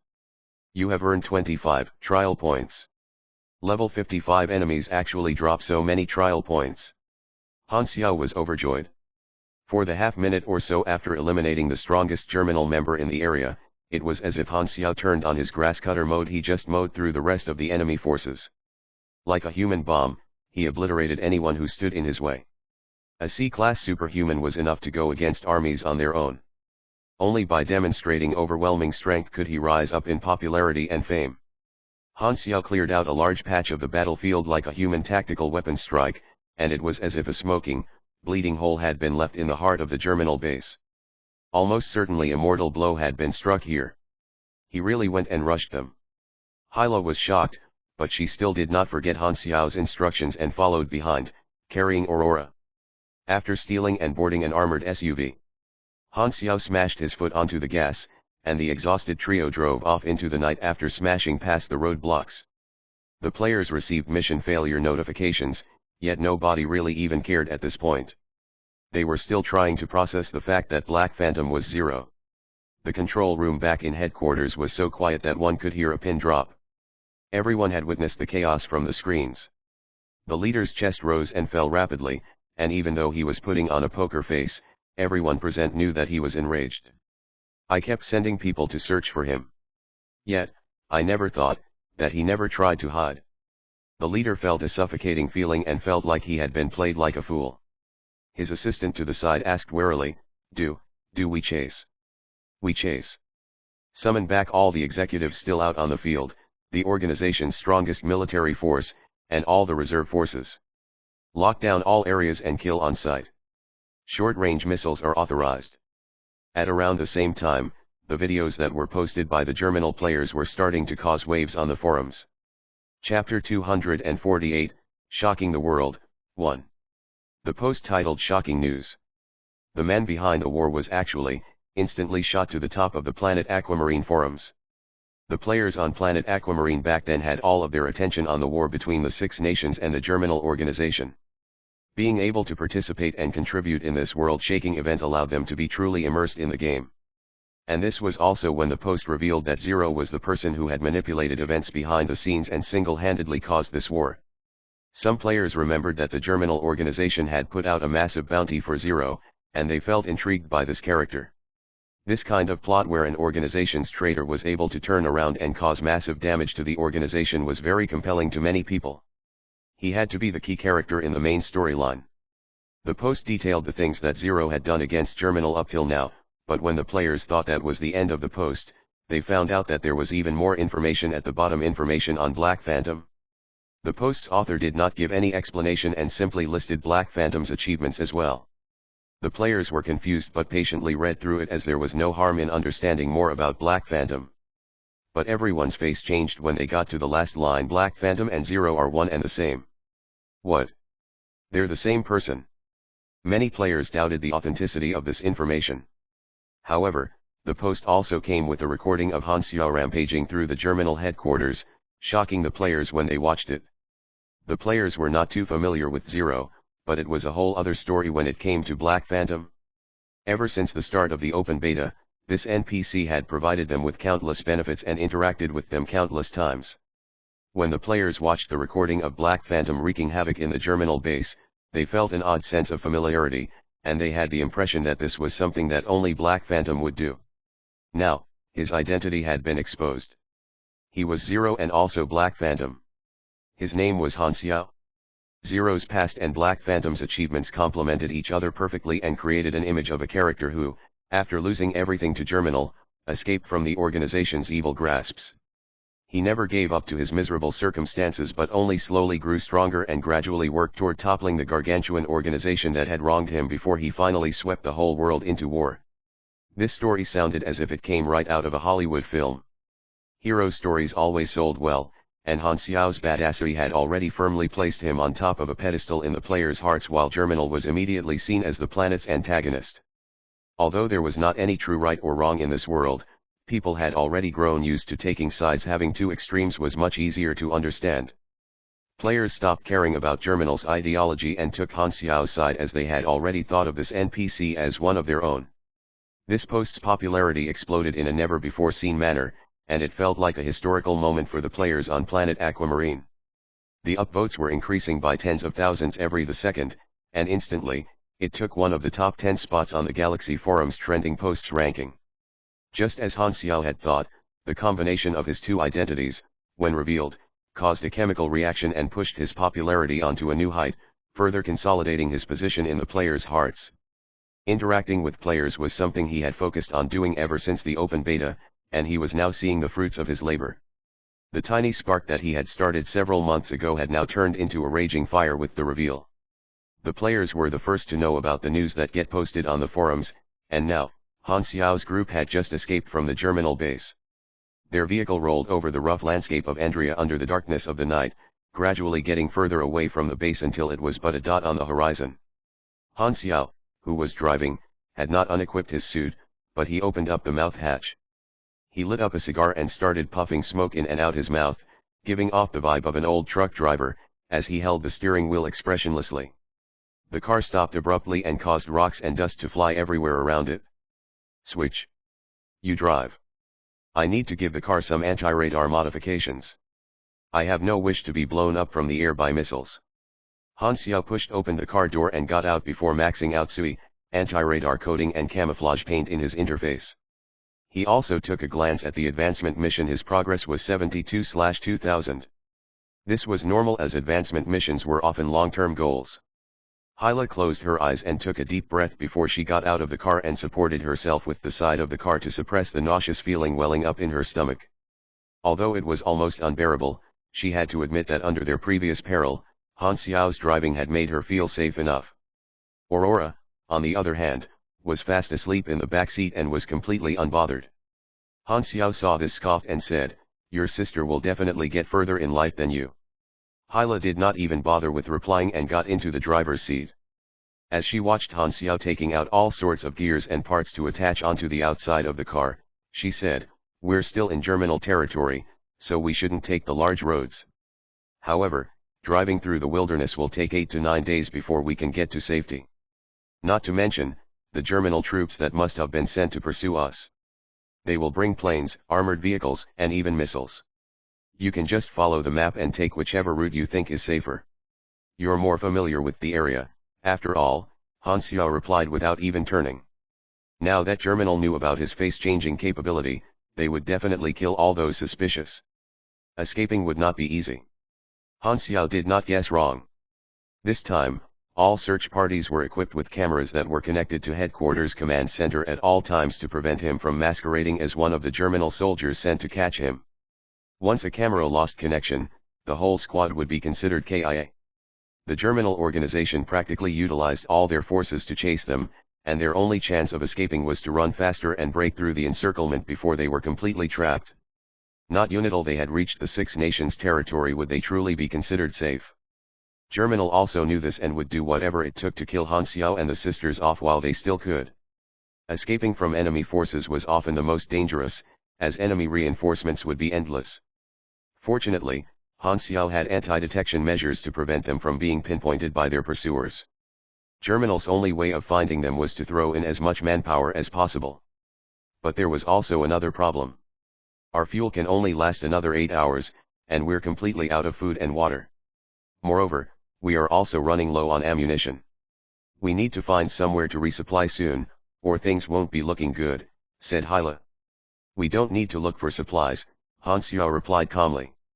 The enemies will just bring it to our doorsteps themselves. I'm a mechanic. It won't matter if we run out of equipment to use, as I can just make more. Hyla did not have a response to that. By now, she had long since thrown away the thought of splitting up with Han Xiao to escape. It was much safer for her sister and her to stay with him. Han Xiao tried to think of his next steps in silence as he made the modifications on the car. Although we have anti-radar measures, we should still be careful of the Germinal organization getting desperate. I need to find some way to deal with missiles. They were currently still in Germinal territory, so nuclear missiles should not be a problem for now.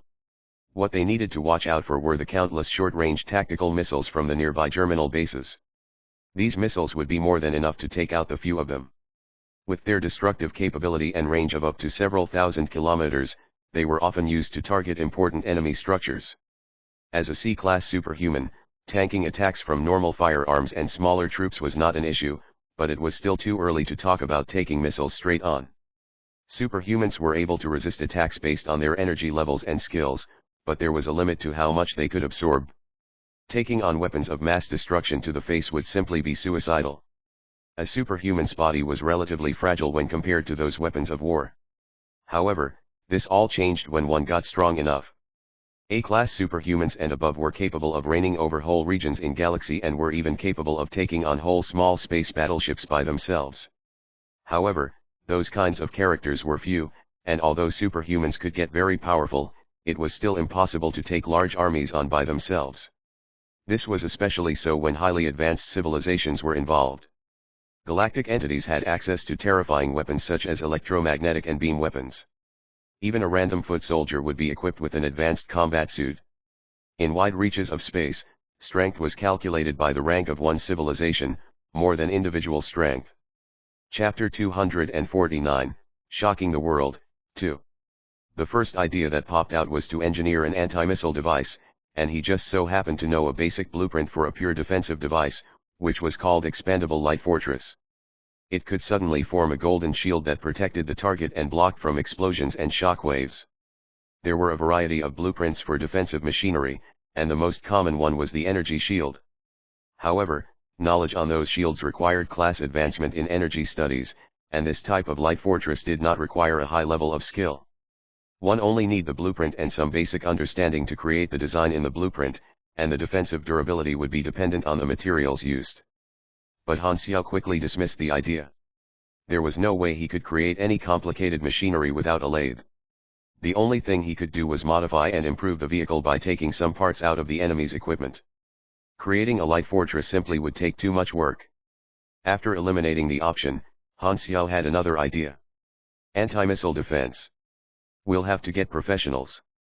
Right after Han Xiao escaped the headquarters, the Germinal organization responded without any delay. Under the command of the leader, countless troops of the Germinal organization started scouring the areas that they had control of. The Air Force and the ground troops were employed at the same time. The scale of this operation was similar to that of a proper battlefield. An hour later, the Six Nations picked up the movement of the Germinal organization. Without any intel, they had to prepare for possible attacks, so they increased their security and defense order to prevent any tactics of the Germinal organization. Then, on the same night, the Six Nations conducted an emergency meeting to analyze the current battle and try to understand the reason behind the military movement of the Germinal organization.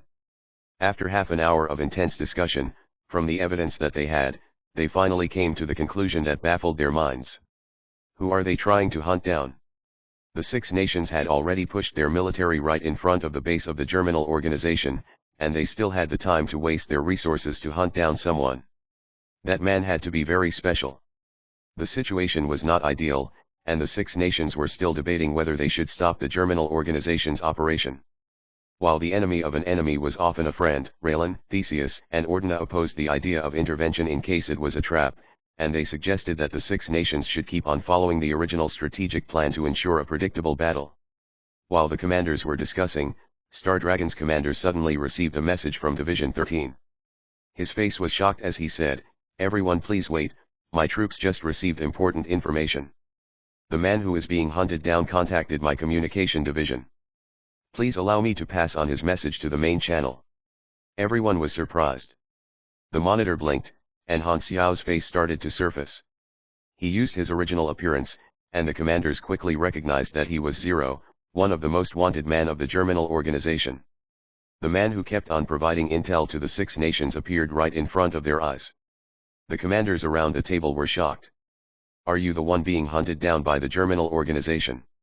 Why are you in the territory of the Germinal organization?" "I infiltrated the headquarters and retrieved key information from the mainframe of the system," Han Xiao replied. "All their information on their troops, strategies, and missile distribution are now in my hands. That's why the Germinal organization are using everything they have to kill me. And now, I want to make a deal with you." The commanders looked at each other. None of them had told Zero to steal intel on the Germinal organization, but he did it anyway all by himself. How much hatred does Zero against the Germinal organization? He probably wants to destroy them more than we do. Go on. Send out your troops, interfere with the enemy troops, and ensure my safety.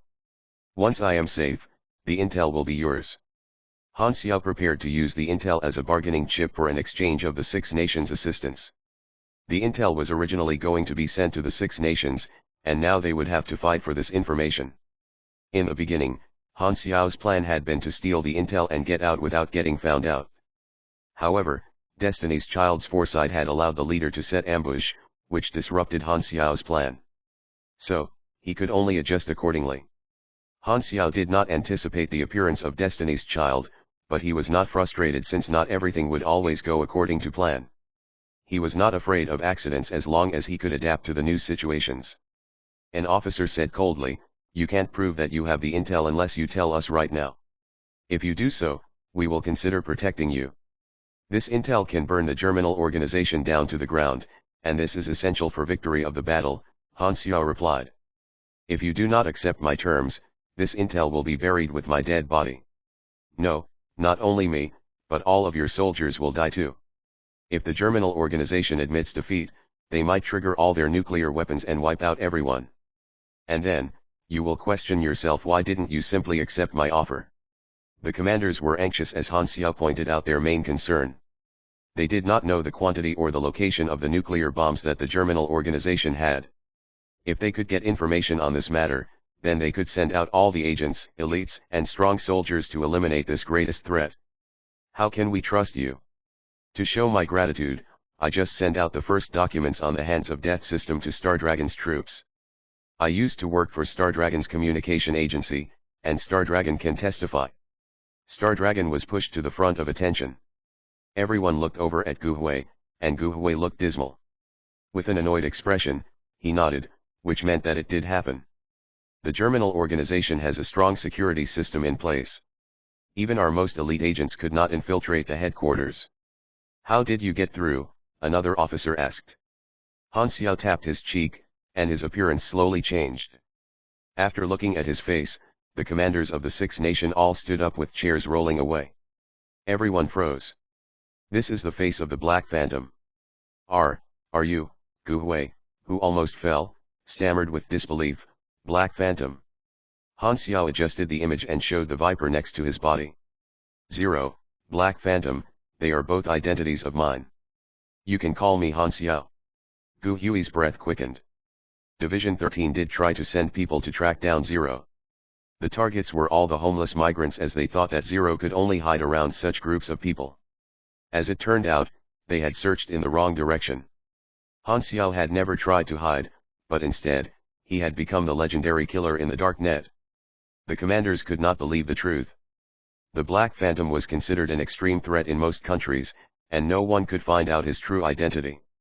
And now, he had just showed up as Zero, the most wanted traitor of the Germinal organization. The mask allowed its user to change appearances in an instant, which left the commanders in awe. They were just glad that Han Xiao was on their side. Han Xiao took off his mask, and his face was calm. He stood straight and looked powerful. Han Xiao no longer needed to hide his true identity. Sooner or later, the Germinal organization would spread this news, so Han Xiao might as well just reveal the secret by himself, and this would make it easier to get legendary points. The meeting room was dead silent. No one was able to speak a word. After a while, the commanders finally started to accept the truth. We accept the deal. We will send our troops to face them head-on.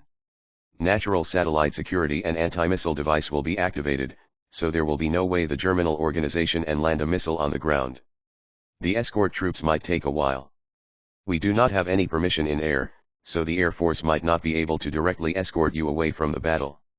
After we finish discussing, we will tell you the extraction point. Han Xiao smiled. Okay. After he turned off the communication device, Han Xiao let out a long sigh. The negotiation was successful, and the troops of the Six Nations would push forward on the side and intervene with the Germinal troops. This was the biggest ally that Han Xiao could get. At this point, there was no need for Han Xiao to wear his mask. The cool wind blew on his cheeks. He closed his eyes as if tasting the feeling of freedom. He could finally take off his mask after wearing it for more than 6 months. There was no reason to hide anymore. From that night onward, the world would know his true identity. He was Zero. He was Black Phantom. Legendary points would flood in like water after the organizations on planet Aquamarine accepted this truth. And now, what he had to do was break through the lock on the ground and meet up with the escort team of the Six Nations. For Han Xiao, this battle had already ended. Hyla looked back at the sleeping Aurora as her icy expression slowly melted. Since you've convinced the Six Nation, with their help, we are now in safe hands. Don't let your guard down. Even if we have allies, we have to make it until they can find us.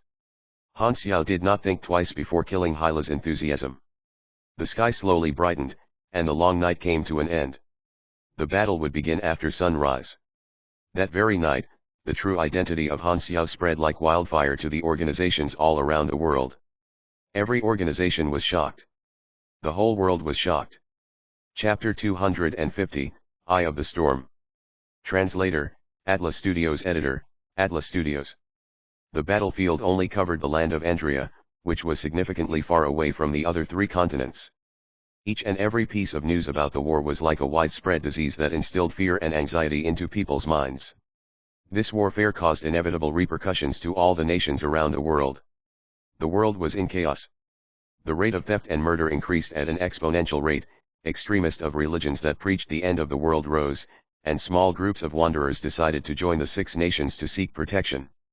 During wartime, the Six Nations had strict policies, and they performed rigorous investigations and surveillance on the wanderers. Thus, the wanderers did not dare say anything that would offend the Six Nations. During time of peace and prosperity, these wanderers could not really sense the benefit of having neighboring countries. But for those who betrayed the country, they realized the importance of having a nation one could rely on. Discrimination and unequal treatment were around every corner for these people. The wanderers without citizenship were probably in a lower status compared to stray dogs, and they could only remain quiet and beg for mercy. Therefore, some wanderers would rather remain homeless, robbed by bandits and attacked by wild creatures, than join the Six Nations. For them, the only other option left was to seek shelter under the dark net.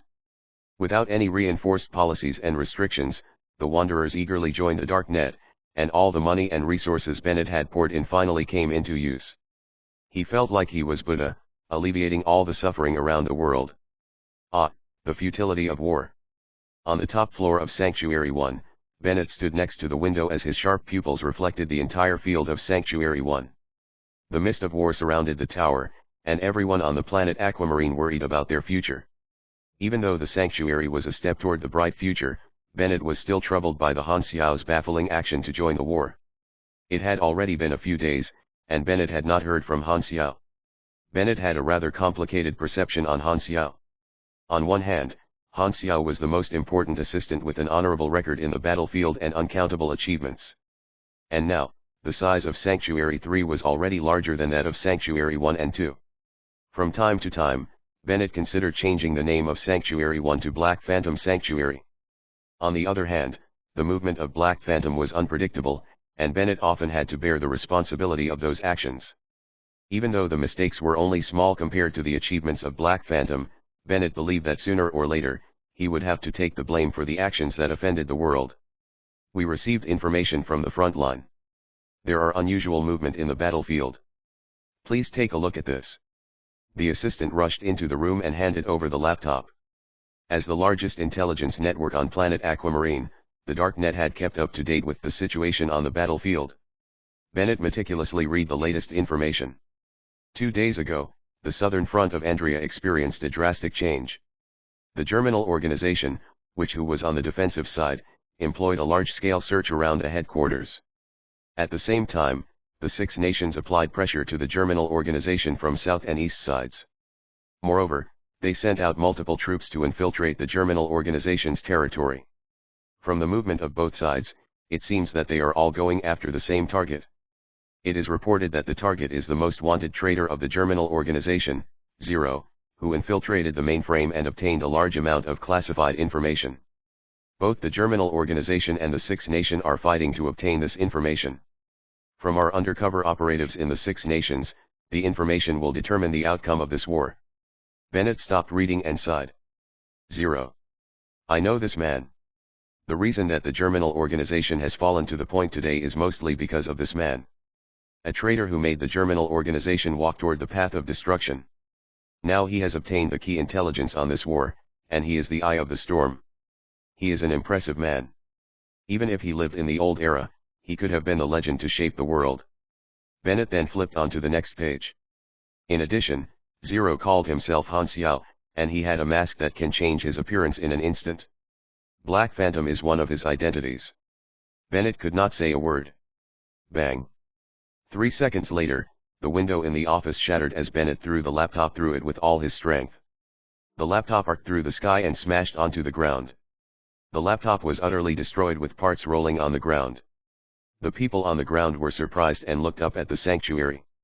Han Xiao. ****. Bennett more than furious. He scratched his head out of frustrated, and the clean, styled hair quickly turned into a mess. He then walked back and forth in the room. The origin of Black Phantom had always been a mystery, as if his existence was created out of thin air. Bennett did try to ask Han Xiao about his history. At that time, Han Xiao's tone had been reflective and dense. Every man has a past that they do not want to face, just like hands you bathe in blood. And that's true for me. I have made a lot of mistakes. I used to wear a mask, and I never knew who I truly was. It's only recently that I've finally seen my true identity. Of course, you do not know me. Bennett had believed him at that time. He had tried to remember if there's any faceless legends in different organizations, and he had vaguely recalled a powerful man who disappeared in the flow of history. From his own experience, he had suddenly reached the conclusion that Han Xiao was a man with strong internal struggles, a man who sought self-redemption. Bennett had thought that he suddenly had a common topic that they could talk about. Well, right now, Bennett was disappointed at how brainless he was. How dare you trick me? Bennett took a few deep breaths and straightened his chest. He looked at this reflection on the broken glass and fixed his hairstyle. After he calmed down, he turned to look at the frightened assistant and said, "Has the information spread to the public?" The assistant nodded dumbfoundedly. Bennett sat down and sank into deep thought as he tapped his finger on the table like he was playing the piano. On the southern front of the land of Andrea, a convoy that was intercepted by the Star Dragon drove into the 4th section. Dozens of vehicles were in the area with a few carrying missiles bearing cold warheads on top. Division 13 of Star Dragon began their infiltration mission. They took over a military base in the inner parts of the Germinal organization's territory, and they got a few batches of warheads. The secret intelligence agencies of all the countries were working on the same operation. They slowly chipped away at the power of Germinal organization with the intel given by Han Xiao before the war started. They had made their plans after knowing the strategy of the Germinal organization, and their scale of operation had become smaller and smaller as time went on. Therefore, the 6 nations were desperate for the intel that Han Xiao had on his hands. Small teams of agents got out of the vehicles, and Disusu and Zhang Wei's teams were among them. Disusu was going to wave at Li Yalin, but she saw Li Yalin and her team hurriedly left the area. Li Yalin and her team charged into the commander's room. "Sir, it seems that Han Xiao had the intel," Lin Yao said anxiously. The commander nodded, and he handed over a document. "The situation is complicated. The upper officials wanted me to give you this intel." Li Yalin grabbed the document, and everyone squeezed around her to read it. On the very first line, the document already stated that the true identity of Black Phantom was Han Xiao. Haha. He really was Black Phantom. I was right after all. Li Yalin laughed out loud, and her laugh was similar to a ringing bell. She slapped Lin Yao on the back, and he almost fell over. In the Battle of Tadramara River, Li Yalin did recognize Han Xiao. At that time, everyone in the team had guessed about the identity of Han Xiao.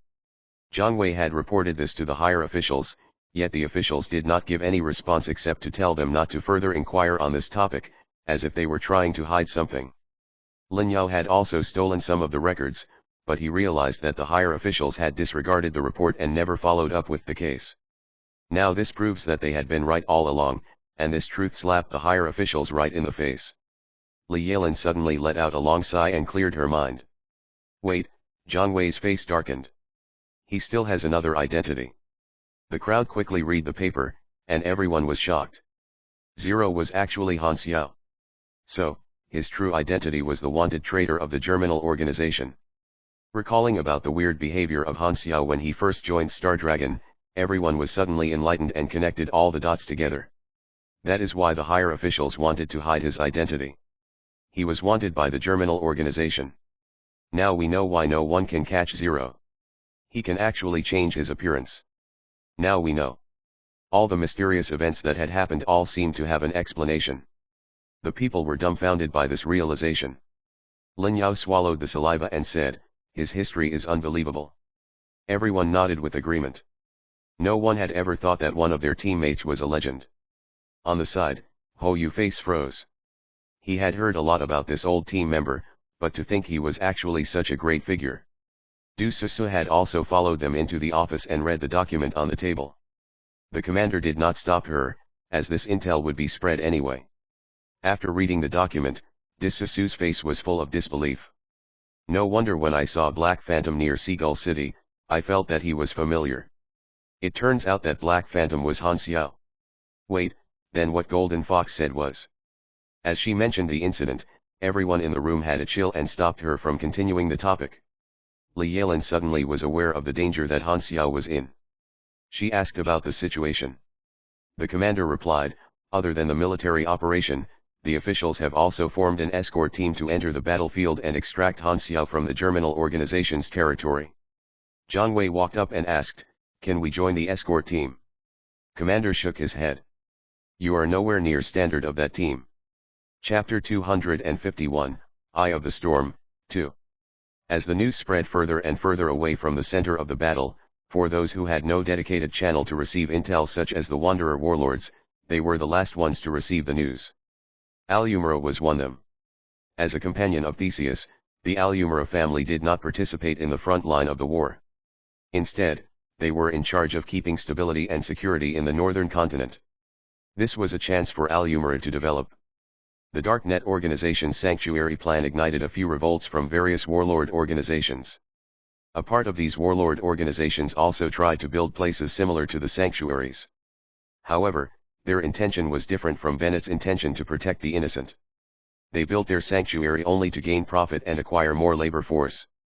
Currently, the Al-Umara family was guided by the Xiao faction, and Xiao Jin had a chance to get Black Phantom to visit this place. Xiao Hai looked up to his father's capability to use methods to trick and gain power. Even though he often recalled that Black Phantom was his godfather and was disgusted by that fact as if he just swallowed a pile of excrement, Xiao Hai was glad that Black Phantom had not showed up in a very long time. In the study of the Xiao faction's mansion, Xiao Hai reported the updated news they had, and he read Xiao Jin's concerned face. "Father, are you not satisfied with the current affairs?" Xiao Jin glanced at him. "I'm still not standing on my own feet, and I'm still restricted under others." "Are you referring to Black Phantom?" Xiao Hai was confused. "Even though part of the reason you are in this position today is because of Black Phantom, the power and authority are still ours. Moreover, he is not even here, so he can't have too much influence over our decision. And this is my weakness. Black Phantom brought me up to the head of the house, but his influence is still limited, so he cannot touch on the inner policy making. Other factions act like they look up to us, but they have plans behind the scenes to overthrow our position. We are not safe. In the end, we can only employ the power we have in the Xiao faction, and the other factions never lend their resources, so it is hard to push any new policies." Xiao Jin then reminded the Han Xiao's threat and added, "Moreover, Black Phantom did not do this for free. I paid my price." Xiao Jin stood up and took 2 wine glasses and the precious maple wine from the cabinet. He poured for 2 and handed one to Xiao Hai. He took a sip and continued. "Well, we'll worry about that later. For now, the Xiao faction has a more urgent task to deal with. Your brother Han Xiao is a wanted criminal of the Germinal organization. This fact will be problematic, as people of Theseus came on multiple occasions to gather information. Currently, the war is at the most intense stage, and every organization is trying to sever any relationships with the Germinal organization, but we will not be able to because of your brother, unless we are able to find Tu and send him over to the 6 nations." As soon as his father mentioned his brother, Xiao Hai's face became unnatural. He was worried that the man that he had set up was still alive. "It seems that Zero and the Germinal organization are in a complicated situation." Xiao Hai was troubled. The last thing that he wanted to see was Han Xiao being powerful and successful because he was afraid of revenge. At the bottom of his heart, Xiao Hai knew his brother's weak character and mentality after growing up alongside him. But he's still afraid of the possibility of a drastic change in his brother's character. What Zero did was clearly not what his obedient brother would do. Han Xiao was still scared of the revenge even though he had no idea what man his brother had become. Knock knock.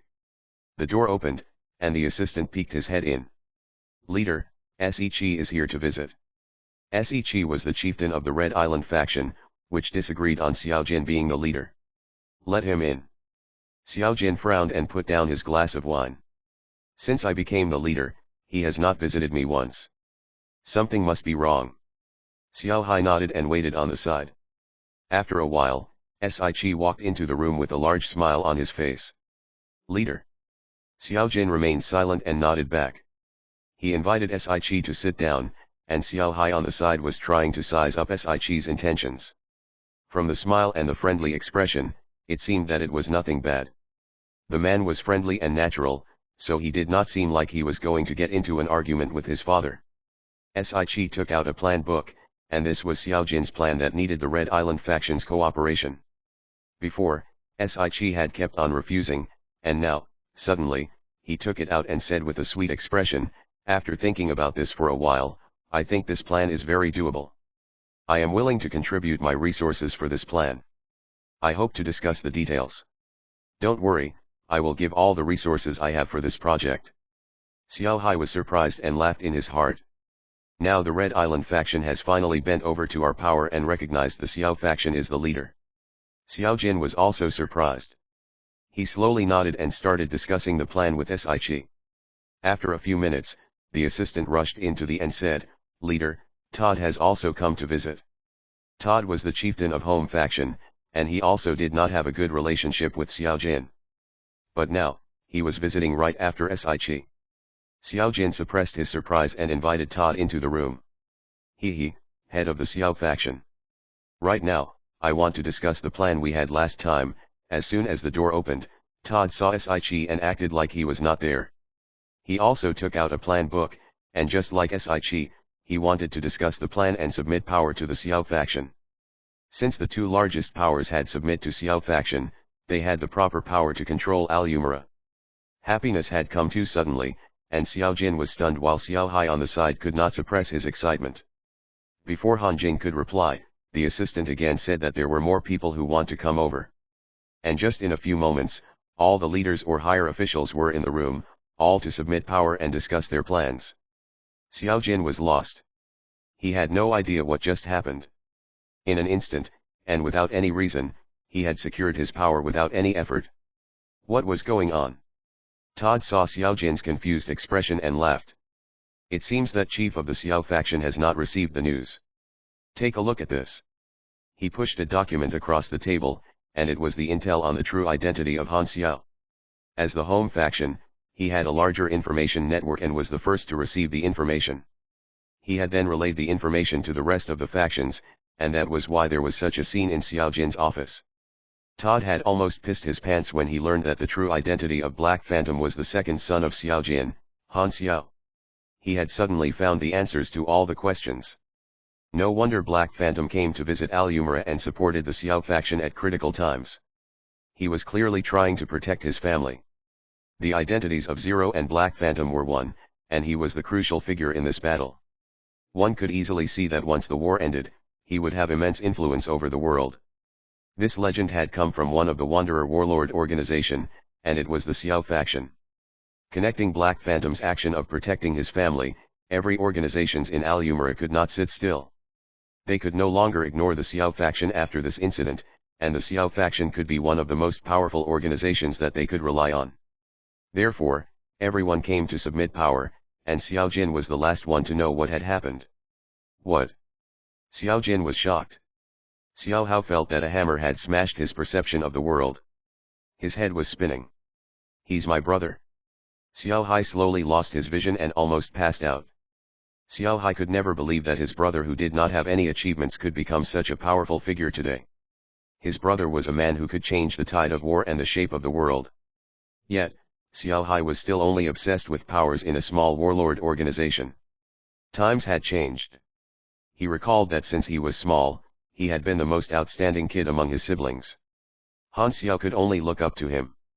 Now, the tables had turned, and Xiao Hai could not accept the truth. He ground his teeth, and his body filled with rage and anger. Not only that, as he remembered that Black Phantom was his godfather, Xiao Hai's lungs were nearly exploding. He clenched his fists so strongly that his fingernails sunk into his palms. My brother became my godfather, what was he thinking? He definitely wanted to embarrassment me. That's why I didn't refuse at the time. Xiao Hai went dizzy again out of anger. Xiao Jin's face was stone cold, but he was not mad. It was his decision to approach Black Phantom, and who knew that the son he had been looking for all this time had been right in front of him. Remembering that he made the exchange, he wondered how excited Han Xiao must have been behind the mask. Xiao Jin sat still, and the awkwardness and embarrassment flowed through this body. Qi, Todd, and other people had mockery in their eyes. His son had suddenly become on the same level as his father, all because Xiao Jin tried to pull him to his side. The existence of Xiao Jin was just a joke. However, they could not ignore the power that Xiao Jin had, so they could only mock him behind his back. In the end, they suppressed their desire to mock and argue, and they submitted power of their organization to the Xiao faction. With Han Xiao, the position of the Xiao faction was secured. Even if both the father and son were embarrassed and surprised, they had to give credit to Han Xiao for the power they held today. After the rage had died down in Xiao Hai, what followed was a sense of powerlessness. He realized that no matter how angry he was, there was one truth that he could not alter. He could no longer see the shadow of Han Xiao.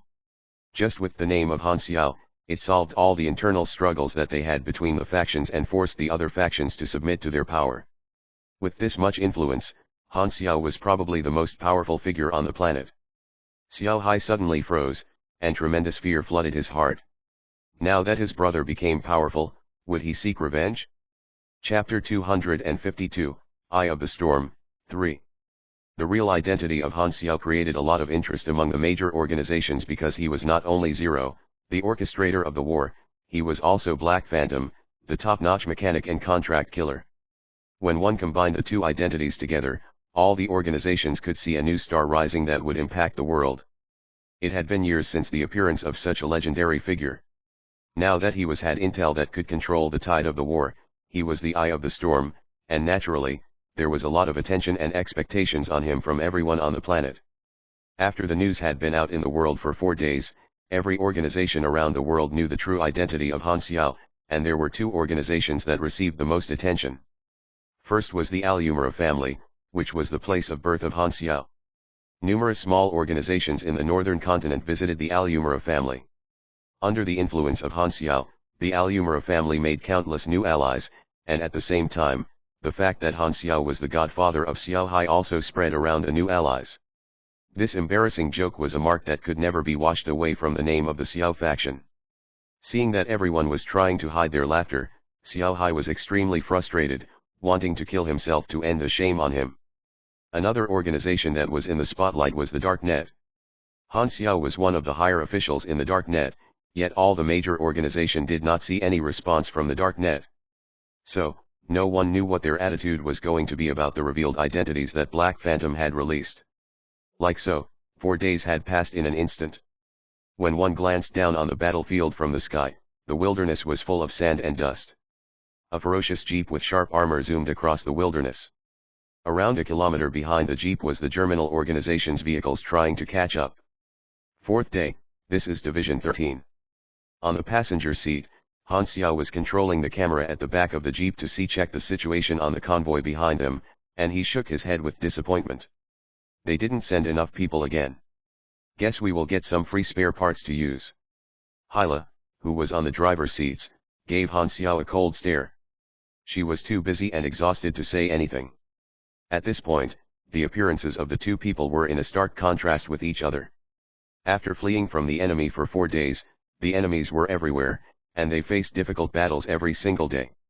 Hyla was not a mechanic who could build equipment and machinery to fight.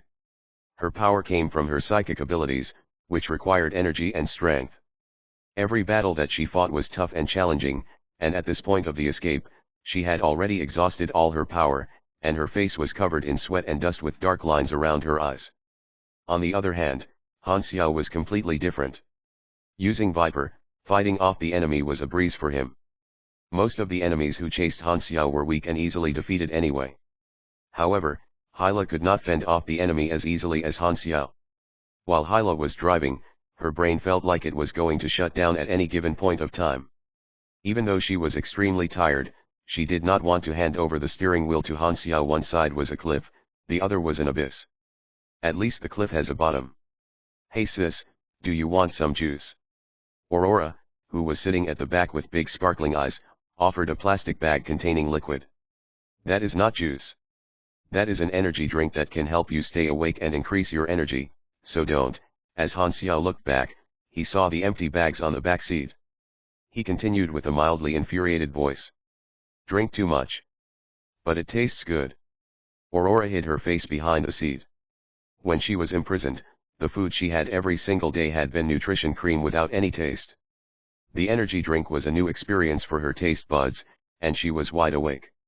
At the beginning of their escape, only Han Xiao could fight. They had needed to gather all the resources they could find. The long escape operation was naturally the stage for mechanics to shine. They could get rid of the soldiers chasing after them, get their equipment, change them into parts, and create a new weapon to fight. They had to fight to keep on fighting and survive. In the professional gaming scene, there were also some long-term survival game modes similar to this situation, and mechanic was the best class in this situation. Other than military MRE and energy drinks, Han Xiao could get a lot of parts after winning a battle to improve the jeep they had. He slowly modified the engine and cylinder of the car, and now, the jeep ran like a wild bull that could crush anything in its path. The shell of the jeep was full of scratches, which fit its wild style. The Germinal organization's troops were tied up by the attacks of the 6 nations, which almost halved the pressure on Han Xiao. The Six Nations also got rid of the threat of missiles, so they did not have to worry missiles blowing them up if they stopped in a place for too long. Han Xiao looked at the rear mirror and said, "Turn the car around and kill them all." "Hey, little brat, lie down on the back seat and don't stick your head out." Aurora listened obediently.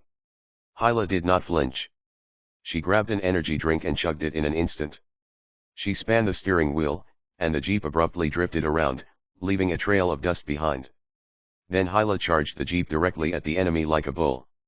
Han Xiao quickly finished the modification, and his Viper mechanical suit had a huge upgrade. In order to adapt to the long chasing battle, he had equipped multiple long-range weapons, such as a triple-barrel gun turret and the grenade launcher on his shoulder. He had additional magazines on his legs and on his back, with a belt carrying yellow bullets across his shoulders. All these weapons were made from the equipment of the enemy they fought before. The mechanic suit looked at least twice as large as before, and it was more suited for long-range combat. Thus, it was called Viper, ranged form. The interface information analyzed the enemy's formation. 4 executive officers, 30 Valkyrie squad, and 10 players. 10 vehicles in total. Oh, they changed the formation. The convoy spread out and lined up in an encirclement formation. They wanted to avoid head-on fights and delay Han Xiao for as long as possible while waiting for reinforcements. They knew that they did not have the power to stop Han Xiao. Han Xiao was not surprised. After he single-handedly destroyed 5 convoys, the rest of the enemies had all used the same tactic, so he was already used to this. Bang! Bang! Bang! The turrets on mechanical suits' arms roared with burning iron bullets blasting toward the enemy. With every bullet that he shot, he felt a powerful recoil that pressed on his heart. The dark blue electromechanical force coiled around the turret barrel, and the damage was suddenly amplified. 1 armored truck was destroyed within a few seconds. The convoy began to return fire. They had stronger firepower compared to the side of Han Xiao, and bullets and missiles, with an orange trail in the air, were coming for Han Xiao from every direction. Han Xiao's technical interface analyzed the path of the light rockets for Han Xiao to shoot it down before they hit their target. As for machine gun bullets, they could only forcefully rely on the armor of the jeep to protect them.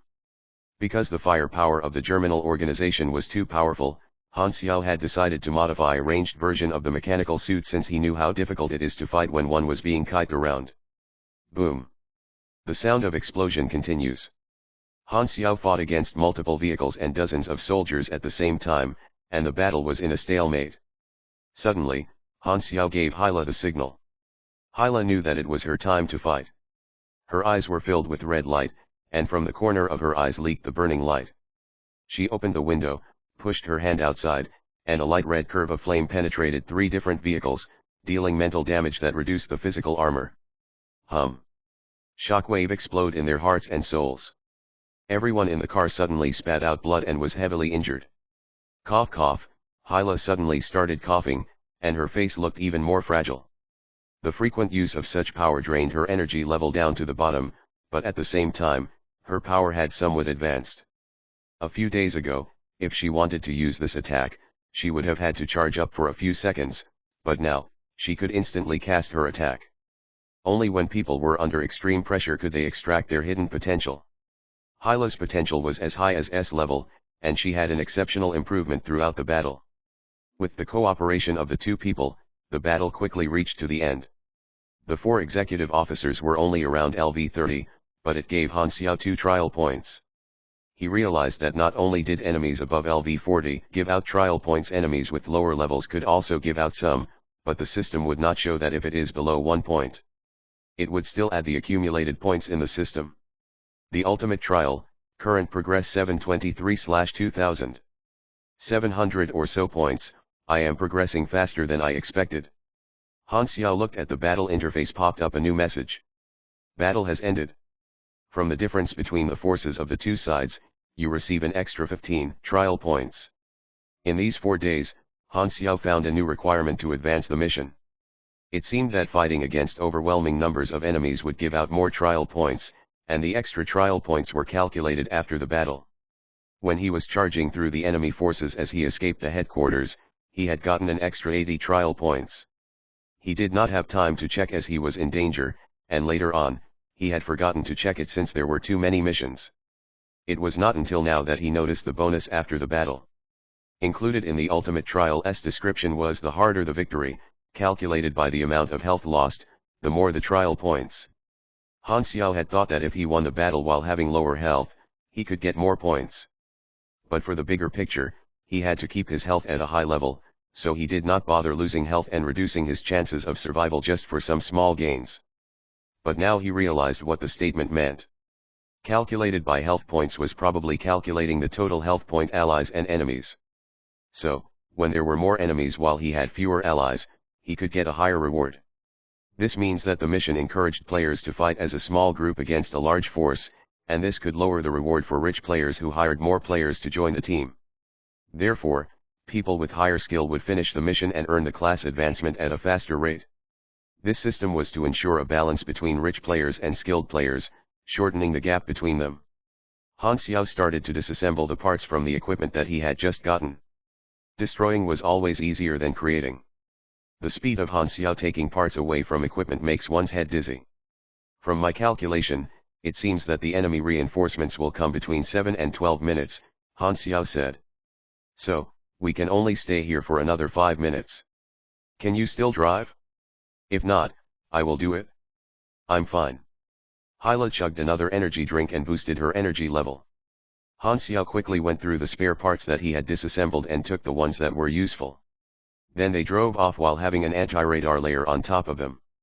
The only way for the Germinal organization to catch them again was through a blanket search. 10 minutes later, as the Germinal organization's reinforcements arrived, they could only see the scattered parts lying on the ground. Han Xiao had disappeared from their vision again. Chapter 253, A Love Stories. In the car, Han Xiao was smoking and repairing his suit when he decided to check out the forums and saw the post made by the Germinal players that he had just killed.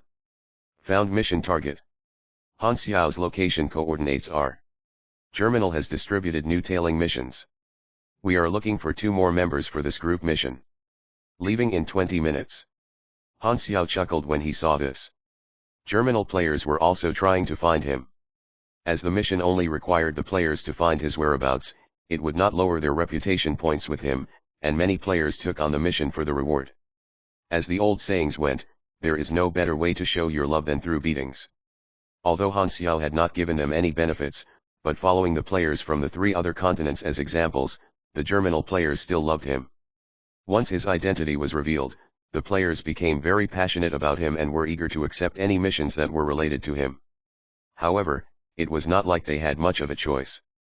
Now that Germinal's full attention was on catching Han Xiao, practically all the missions had something to do with him. Logically, having to fight immortal players should have had been troublesome, but Han Xiao was actually glad that a lot of players were chasing him. Aside from trying to find him directly, the Germinal forces were constantly trying to widen their search net to encircle Han Xiao. However, Han Xiao was always able to escape through a gap just before they could complete the encirclement. This was not just a coincidence.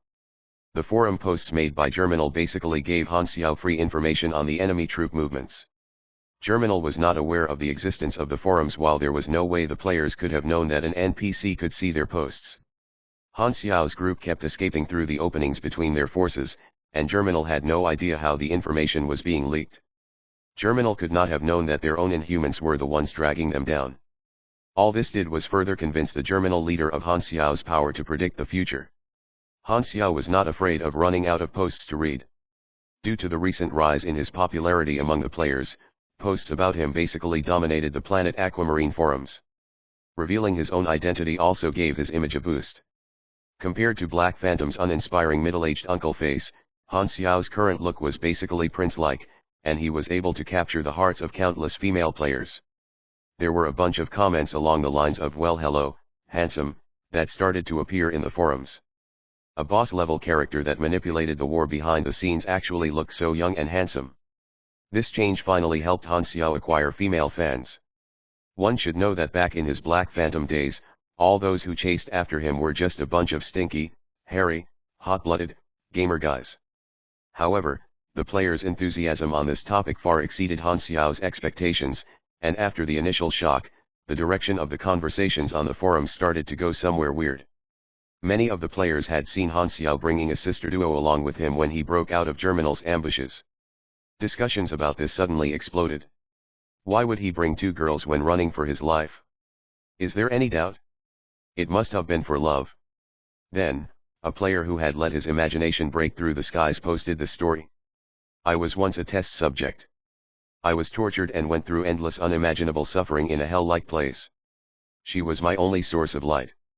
Every time I saw her tall figure and ice-cold face, the pain I felt all over my body suddenly disappeared.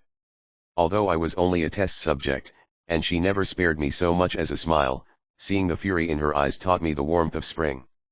Maybe this is what it feels like when love finally arrives? So, I swore, when I one day escape this place, I will become stronger and rise to the top. When that day comes, I will stand in front of you and tell you with all my heart that I love you. When he saw this post, Han Xiao coughed all the energy drink that was in his mouth onto Hyla. Which goddamn pervert wrote this? Where did this idiot jump out from? Don't you ever let me see you. I will kill you all the way back to level 1. This was only one of the versions that the players came up with. Another person wrote about how Han Xiao fell in love at first sight with the older sister and decided to elope with her while bringing along the little girl. Or how Han Xiao and the redhead were lovers to begin with, and the little girl was actually their secret child. Some even claimed that the sisters were already Han Xiao's women, but they were taken away by the evil Germinal leader. To take back what was his, Han Xiao had gone on the path of revenge, eventually causing this whole war for love. Basically, the people's imaginations were endless.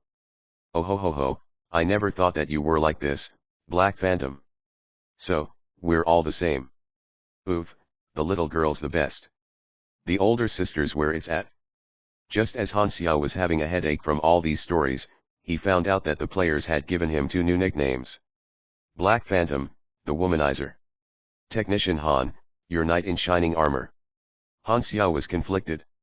Although it was not his original intention, his popularity still went up because of this.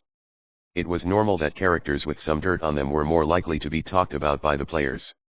Although my image among the players isn't what I intended, at least I'm getting more and more famous. Han Xiao could only stay optimistic. Most of these posts were not made seriously. These people must have come to cause trouble because of popular he was.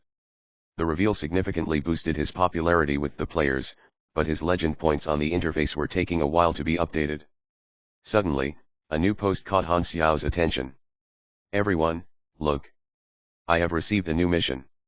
It's a large-scale encirclement operation this time. Request for group members to carry me. A Germinal player posted his mission details, and the photo of the map that he attached showed a massive force that stood on what was supposedly Han Xiao's current route of escape. This group of Germinal forces was unlike anything that they had ever seen.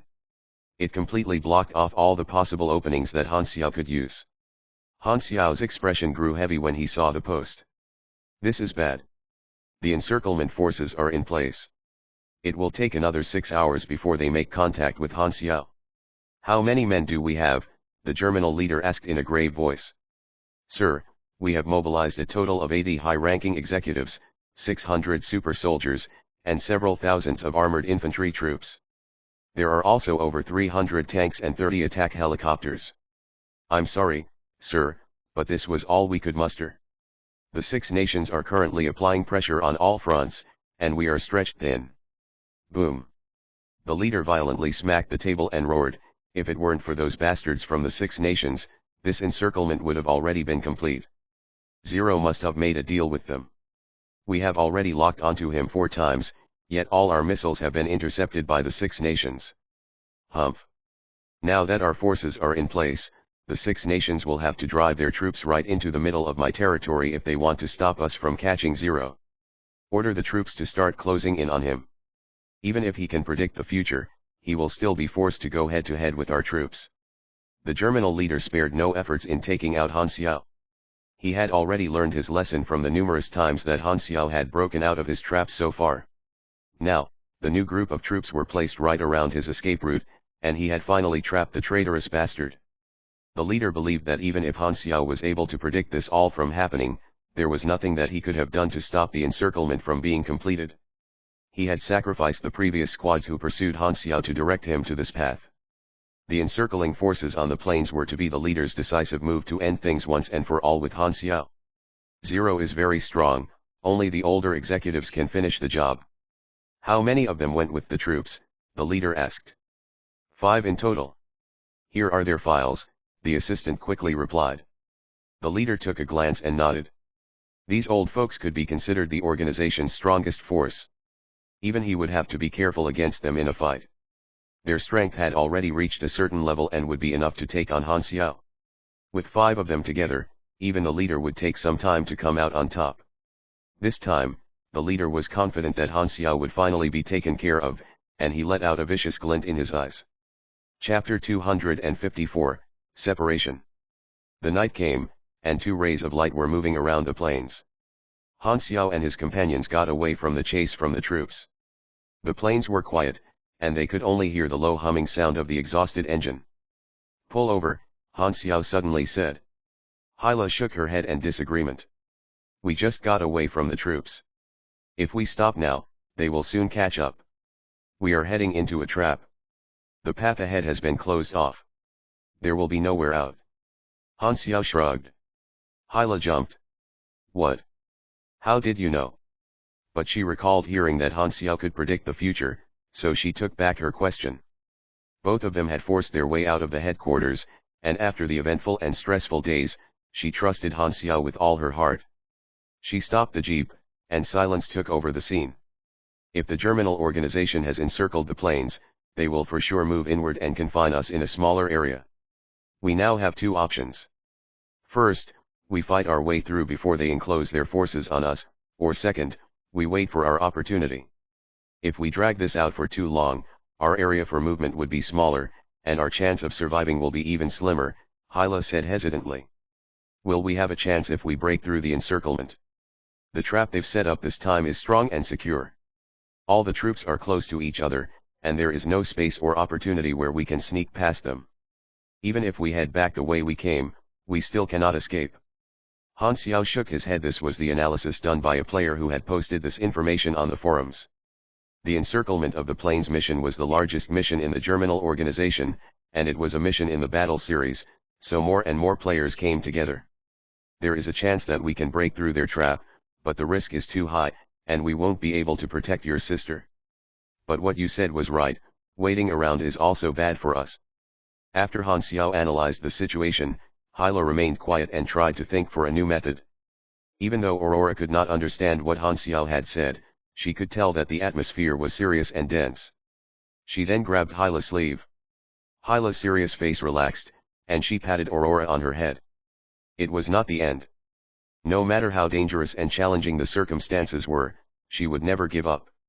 When she had been the Germinal organization, Hyla was as cold as an iceberg.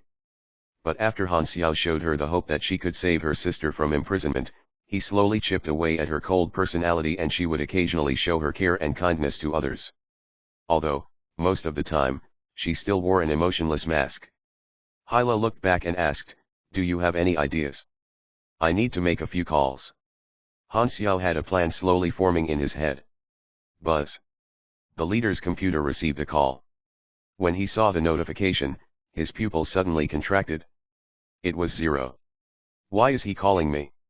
The leader was shocked and shouted at his assistant, "Track his location now." The assistant quickly called for communication technicians to track the communication system. The leader then accepted the call. Han Xiao's face appeared on the screen, and the leader showed a murderous intent in his eyes.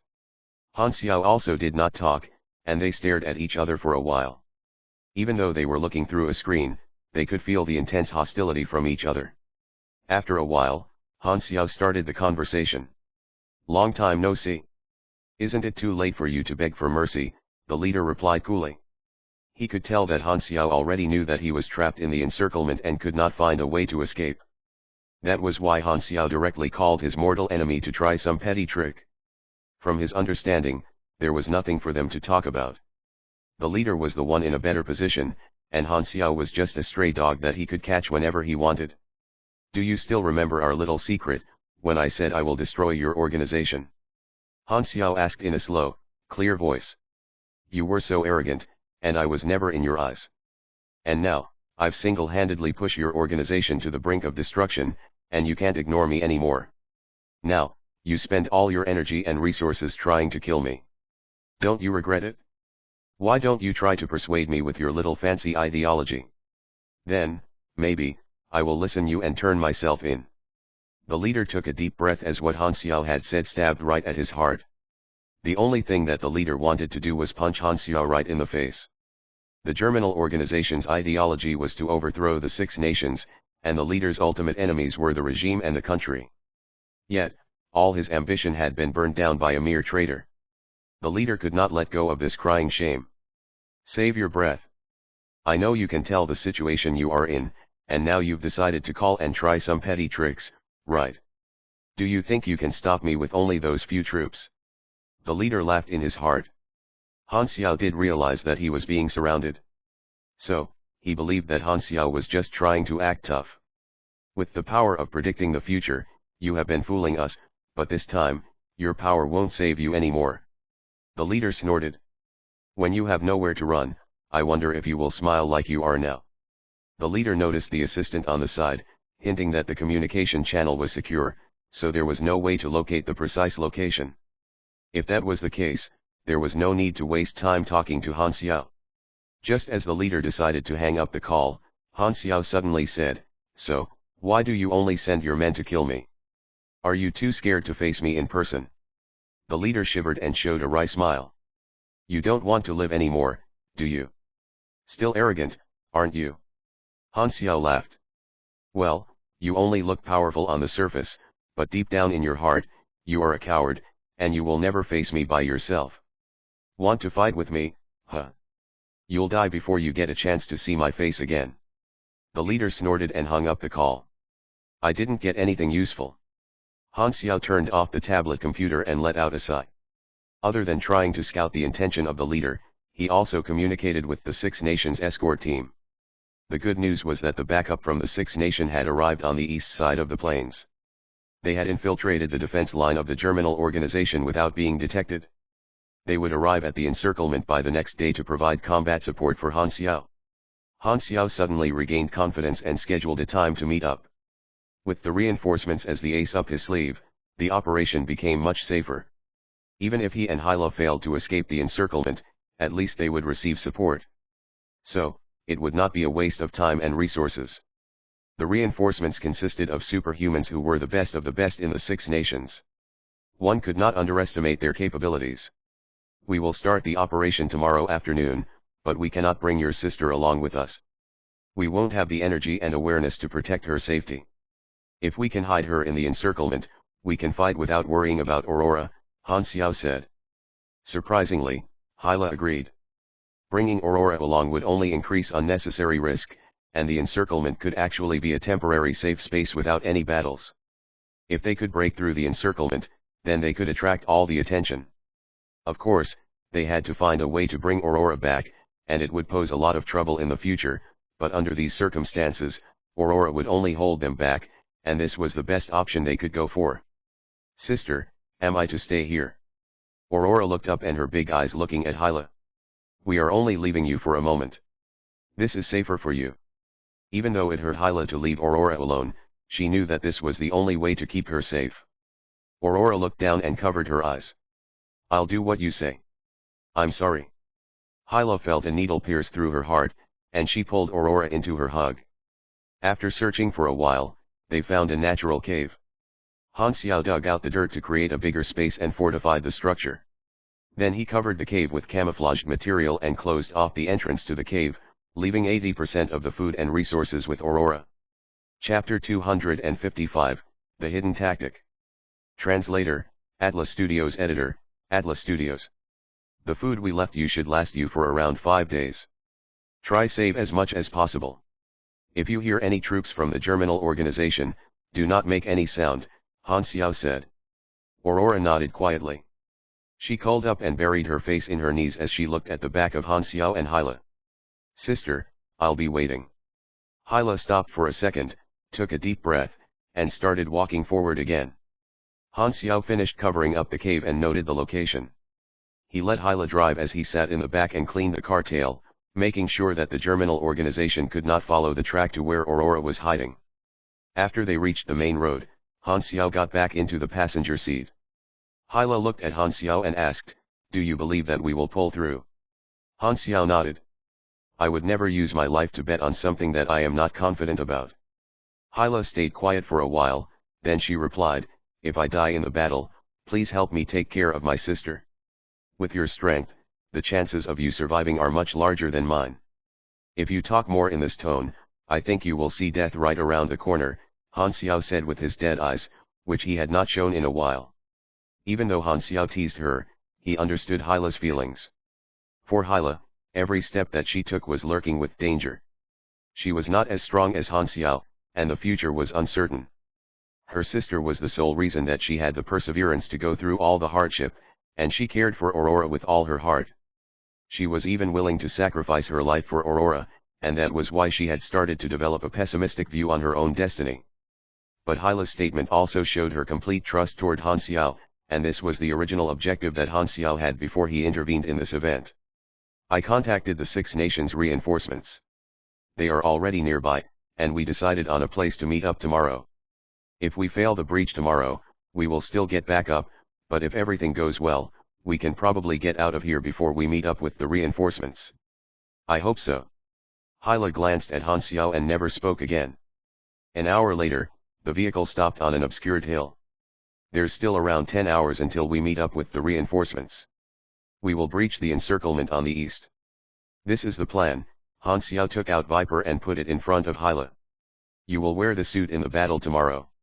In these 10 hours, you must master all the controls and weapons on the suit." Hyla was stunned. "What about you?" "In order to get through the encirclement, we must create chaos. I will go and blow up their vehicles and ammunition.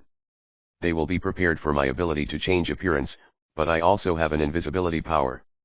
What Han Xiao said was naturally Dion's character card, which he had used once in the headquarters. Hyla understood. "So, I will use the mechanical suit to act like it was you and attract the attention of the enemy because you are the target they want to kill." Han Xiao nodded.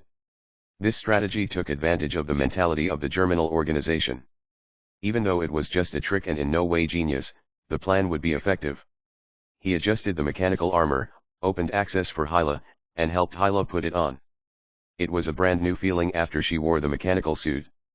Through the display, she observed the outside world as if she had stepped through the door of the new world. Hyla tried to move around in the armor, but she soon felt the dense weight of the armor. She listened to Han Xiao and tried to learn the confusing controls of the suit. "What a complex design. Did you make all this?" Hyla had a slight surprised tone in her voice. "What, did you think the suit fell from the sky?" Han Xiao replied. Han Xiao walked through the maneuvers of Viper with Hyla. She knew that she only had 10 hours to learn, so she was extremely focused. Han Xiao did not need Hyla to actually master the controls. He only needed Hyla stand her ground for a while in front of the enemies. The darkness faded as the sun rose from the east. Time flew as they wasted no time training for the battle. Neither of them got any sleep that night. As Han Xiao realized that it was daybreak, he said, "It's time. There's no need for you to take off the suit.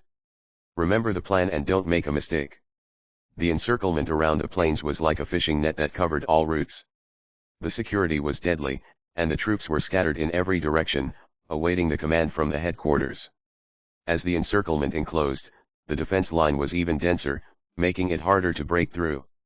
On top of that, there were mobile reinforcement troops that could quickly provide assistance to any engagement. On the east side of the encirclement, a large number of vehicles stood by and slowly marched forward as soldiers stood outside the cars, scrutinizing every movement on the plains. Devin was the executive officer for this troop. He was not a senior executive officer, but he has Esper powers that strengthened his muscles. During combat, his bones would surface and cover his body. His whole body would grow and become 2.5 meters tall with armor made of bone, threatening protrusions growing from vital points, greatly boosting both his strength and endurance. Even though this Esper ability was powerful and threatening, the enemy was the notorious Black Phantom. Devin had no confidence in stopping him. "I hope that guy doesn't try to breach on my side. I will never be able to stop him," Devin prayed in his heart. The executive officers in his team also felt the same way. As the germinal organization shattered, some people lost part of their loyalty to the organization, and they started to slack during their mission and protocol.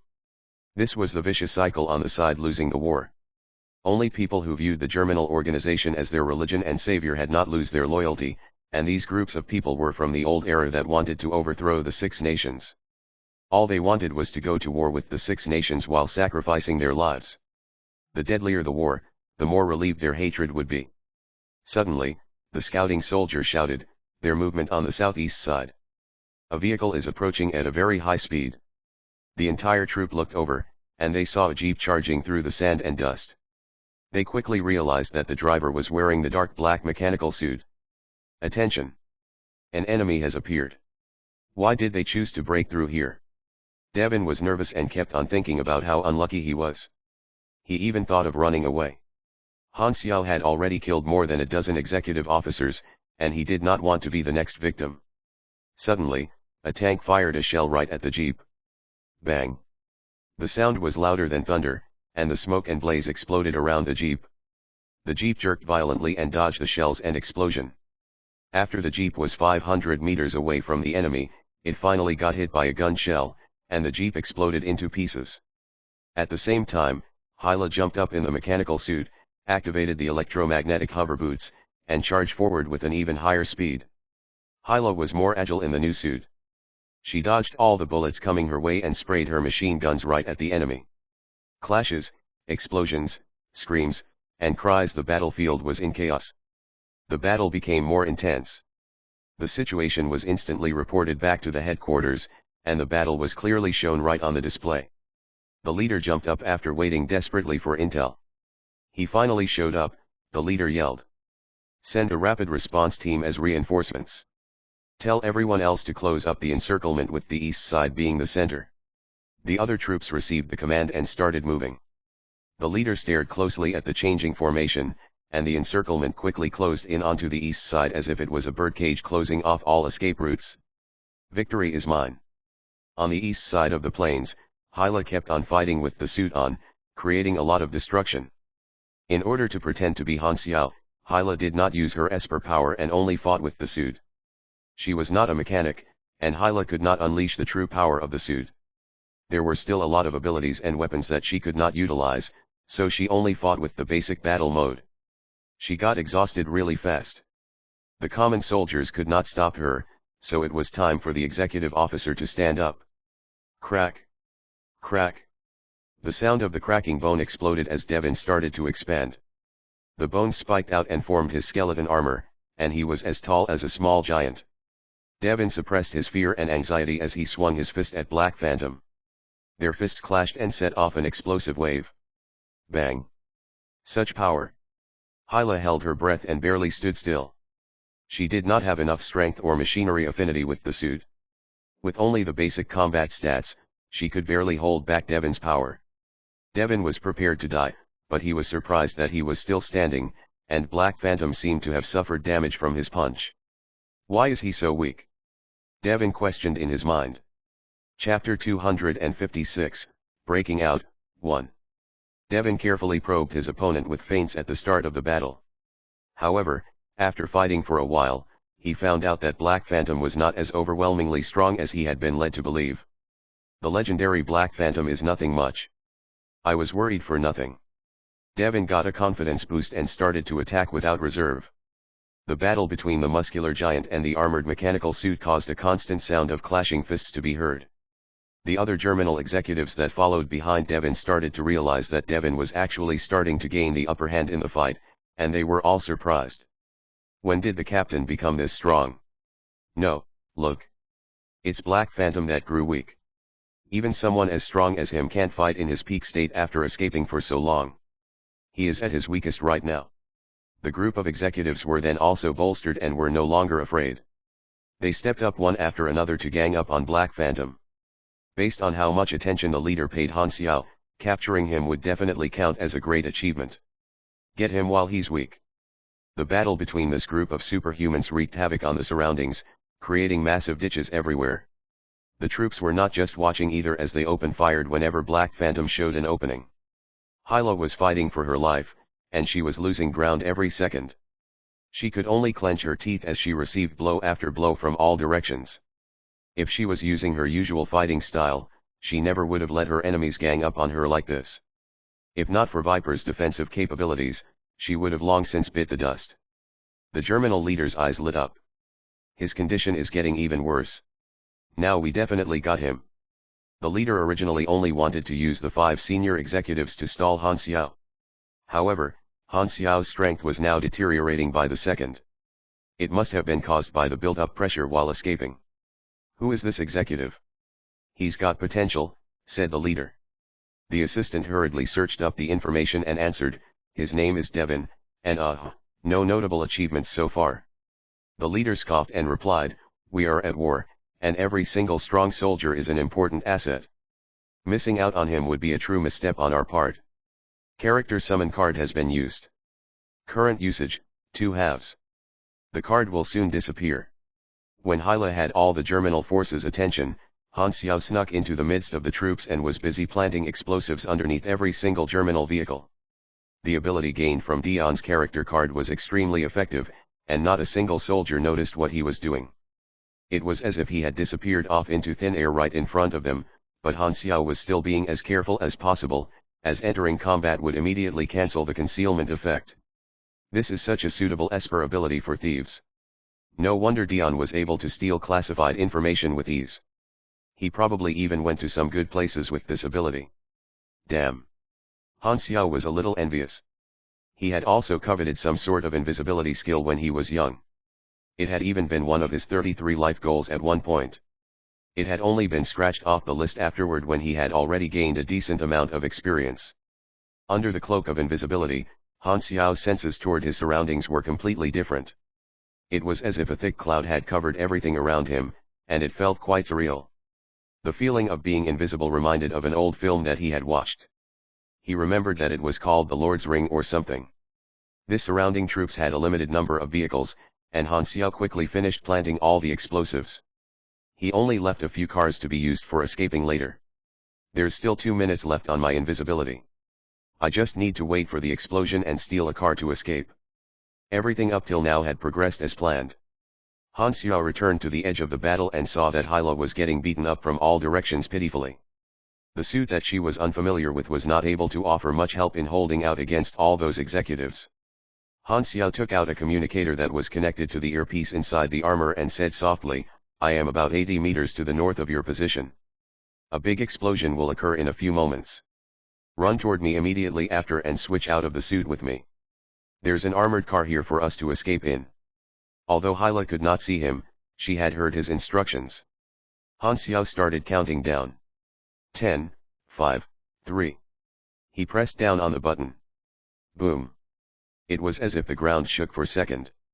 Like a volcanic eruption, flaming pillars rose up high into the sky as all the armored vehicles blew up one after another. A wave of heat rolled over and brought with it a dust storm. Countless ordinary soldiers were instantly knocked off their feet. The Germinal forces were shock stiff. Why did it all suddenly explode? Using the brief moment of chaos, Hyla rushed over to Han Xiao's position through the clouds of dust. She quickly got out of the suit and swapped with Han Xiao. Han Xiao ran along as he put on the suit. The whole process only took about 3 seconds. Han Xiao had already accomplished his mission with the invisibility, and continuing to let Hyla wear the suit would just be a waste. The last time that Han Xiao had modified the suit, he had added an assistive device to help with equipping it and taking it off, automating the process to be much quicker, smoother, and therefore more convenient. Hyla got into the driver's seat of the car and turned on the engine. However, the dust and smoke cleared at this moment, and the Germinal forces once again saw Black Phantom's figure. However, no one knew that, this time, it was the real deal. Don't you even think of running. Devin roared furiously and swung his fist. His big and muscly form bounded over and shook the ground briefly. His talent allowed him to strengthen his skeletal structure, making it as strong and heavy as steel. The might of his talent was combined with an active skill as he threw a fist at his foe. Based on the previous exchanges, he had already found out that Black Phantom could not break his defense at all, and he did not even bother guarding his body this time. It's fine if you thought you could bully Hyla, but now you want to do the same to me. Han Xiao's eyes focused, and he activated both surging mechanical force and overload. The mini bonfire reaction furnace on his back burned bright red and started to make turbine-like sounds as the suit's power rose exponentially. A piece of machinery would only truly become powerful in the hands of a mechanic. As Devon swung his fist out, full of confidence from his previous fight with Black Phantom, he suddenly realized that his current enemy was releasing an unbelievable amount of murderous pressure. He instantly felt a gust of cold wind up the back of his head. This Black Phantom was drastically different from the one that he had fought against just a minute ago. Danger. Extreme danger. Devon was shocked and felt goosebumps rising all over his body. The next second, all he saw was a sudden flash before an arm that traveled so fast that it left behind after images slammed into his head. What followed was an explosive force on the top of his head before his whole body was smashed onto the ground like a bag of trash. Bang! His skull, which was as strong as solid steel, cracked into pieces as if it was made of glass. Han Xiao's left hand firmly held Devon's head and locked him on the ground. The muscular giant could not break free no matter how much he tried.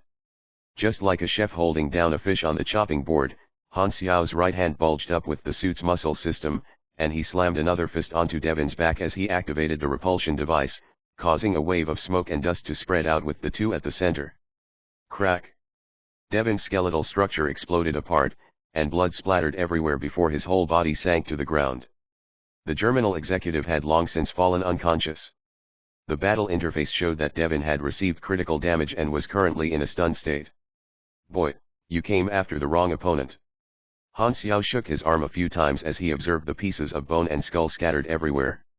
This talent is rather interesting. Was he able to strengthen his bones? Devon was only level 40-something, and his strength meant nothing in front of him. It took Han Xiao less than 3 seconds to put him down. The others who had been prepared to rush up just a moment ago slowed their steps in confusion. Just half a minute ago, Devon had still been going blow for blow with him, yet now he had been taken care of in just a single exchange. Why was there such a huge change? It was as if this was a whole different person. The Black Phantom from before had been fighting like a newbie compared to this current one whose presence alone dwarfed those around him. The group of Germinal executives had wanted to rush up earlier to take advantage of Black Phantom's weakened state, but now, no one dared even take another step forward. The leader saw all this unfold through the screen, and he could only feel a ball of fire clumped at the backside of his throat. It was as if someone had poured ice-cold water on him as he was just starting to get excited. Chapter 257, Breaking Out, 2. Viper worn by him was the true Black Phantom. The drastic change in their opponent's strength caused the Germinal forces to sink into temporary chaos. Han Xiao took this chance and jumped onto the car, and Hyla immediately stepped on the gas and took off. The car was like an unleashed bull, and it just slammed its way out of the encirclement. The Germinal soldiers were still wary of their leader's orders and tried to give chase. However, Han Xiao had already armed the car with long-range weaponry, and they were able to shoot off all the pursuers. As most of the vehicles had been blown up by his explosives, there were only a few who managed to give chase while the rest were all soon left behind. The journey ahead was smooth, and this raised Hyla's spirits despite her fatigue. We made it out. The moment Han Xiao heard that sentence, he knew that something was up. Just as he thought, just as Hyla finished the sentence, 3 Black Hawk helicopters appeared on the horizon and made a beeline for them. This is Germinal's Instant Response Task Force. Hyla's expression became grave. Thankfully, there are only 3 of the helicopters. With their limited firepower, we can get close enough for me to take care of the pilots directly with my powers. Buzz. Viper's built-in radar suddenly sounded an alarm as it picked up 5 extremely strong life signals in the helicopters. These individuals were all well over LV-50 and were Germinal's strongest military force. All 3 of these helicopters were built to carry combat personnel, and now that they were being chased by the 5 similarly high-level people, there was no way that they were going to escape easily. Han Xiao suddenly felt depressed. Is something wrong with you? Please stop speaking already. Do you want to die that bad? Han Xiao shouted toward Hyla, then without a single delay, pulled out his ghost sniper rifle and took a shot at the closest helicopter. A ray of faint blue accompanied the bullet as it shot out of the barrel and drew a line in the sky like a horizontal streak of lightning. However, the always trusty sniper rifle did not find its mark this time. The charged bullet was stopped short in front of the helicopter as if an invisible hand had grabbed it midair. Force field type. At least LV-50. Han Xiao's heart dropped as he knew that things were not looking good. A middle-aged female soldier in combat uniform then poked her head out from one of the helicopters. Han Xiao zoomed using Viper's interface and saw that she had average looks, a nasty scar that cut through her lips, and short hair. She raised her hand and pointed it at the car on the ground. Han Xiao then felt the car shake. No, that was not right. It was the ground that was shaking. The ground within 50 meters of the car started to vibrate as if waves on the ocean, and suddenly, a large chunk of ground rose up in front of the car, forming a ramp. Hyla was not able to avoid it in time and drove right on top of it. The mini platform was too narrow for the car's wheels, and so the car was stuck upside down as the wheel slowly stopped spinning. The two people in the car almost flew out from the sudden stop. At the same time, the helicopters did a flyby and released their missiles toward the stranded vehicle. Han Xiao and Hyla hurriedly abandoned the car. Boom! Both the armored car and the surrounding rocks were blown to smithereens. Metal parts and dirt flew out in all directions. 5 people jumped down from the helicopters, the senior executives. They instantly rushed toward the duo. Each of the 5 had a drastically different appearance, but all of them gave off an intense pressure. Han Xiao and Hyla went prone on the ground, have just dodged the explosions, and Hyla's eardrums were still ringing because of it. She struggled to get back up, glanced toward the 5 executives, and said through gritted teeth, "I can't believe that Germinal has sent them. They're the top fighting force in the organization, and except for extremely urgent missions, not even one of them even show up. This time, all 5 came to stop us. We're in big trouble. There are 2 espers, Soul Shield Jaros and Earth Hand Ingris. The 3 other pugilists. Shut up and start running." Without waiting for her to finish, Han Xiao took off in the opposite direction while firing back at the executives. However, all the bullets were all stopped short by the force field executive. Hyla followed behind. Although she had a pair of long legs, she was still no match for Han Xiao's electromagnetic hover boots. As he could not just leave her behind either, Han Xiao grabbed Hyla's hand, increased the shoe's output, and dragged her across the landscape. Helping Hyla meant that he could not fire back at the executives as much, but since it was still able to slightly delay the executives, it was more than enough for Han Xiao. "We have backup ahead. Just hold out for a bit longer and wait for their help," Han Xiao said with a low voice. Although the enemy reinforcements would also soon arrive if they were to stall for too long, it was their only option as they had already lost their car and could no longer shake off the pursuers. Hyla turned her body and shot an arc of dark red energy toward the executives, but doing this caused her to start coughing. Her condition was not looking good. If it was not for the dire situation, Han Xiao would have already tried to make fun of her. "Leave me behind." Hyla, with a blank expression on her face, suddenly spoke. "You have the suit and can surely outrun enemy transportation. Just escape without me. I'm only a burden to you at this point." Han Xiao frowned and was enraged by what she had said. "Don't you give me that self-sacrificing bullsh**. T. How long do you think you can even hold them back? 10 seconds? 20? What's the point? If you dare let go of my hand right now to stay back to fight, I won't even bother taking care of your sister after you've died. You." Hyla got angry, too.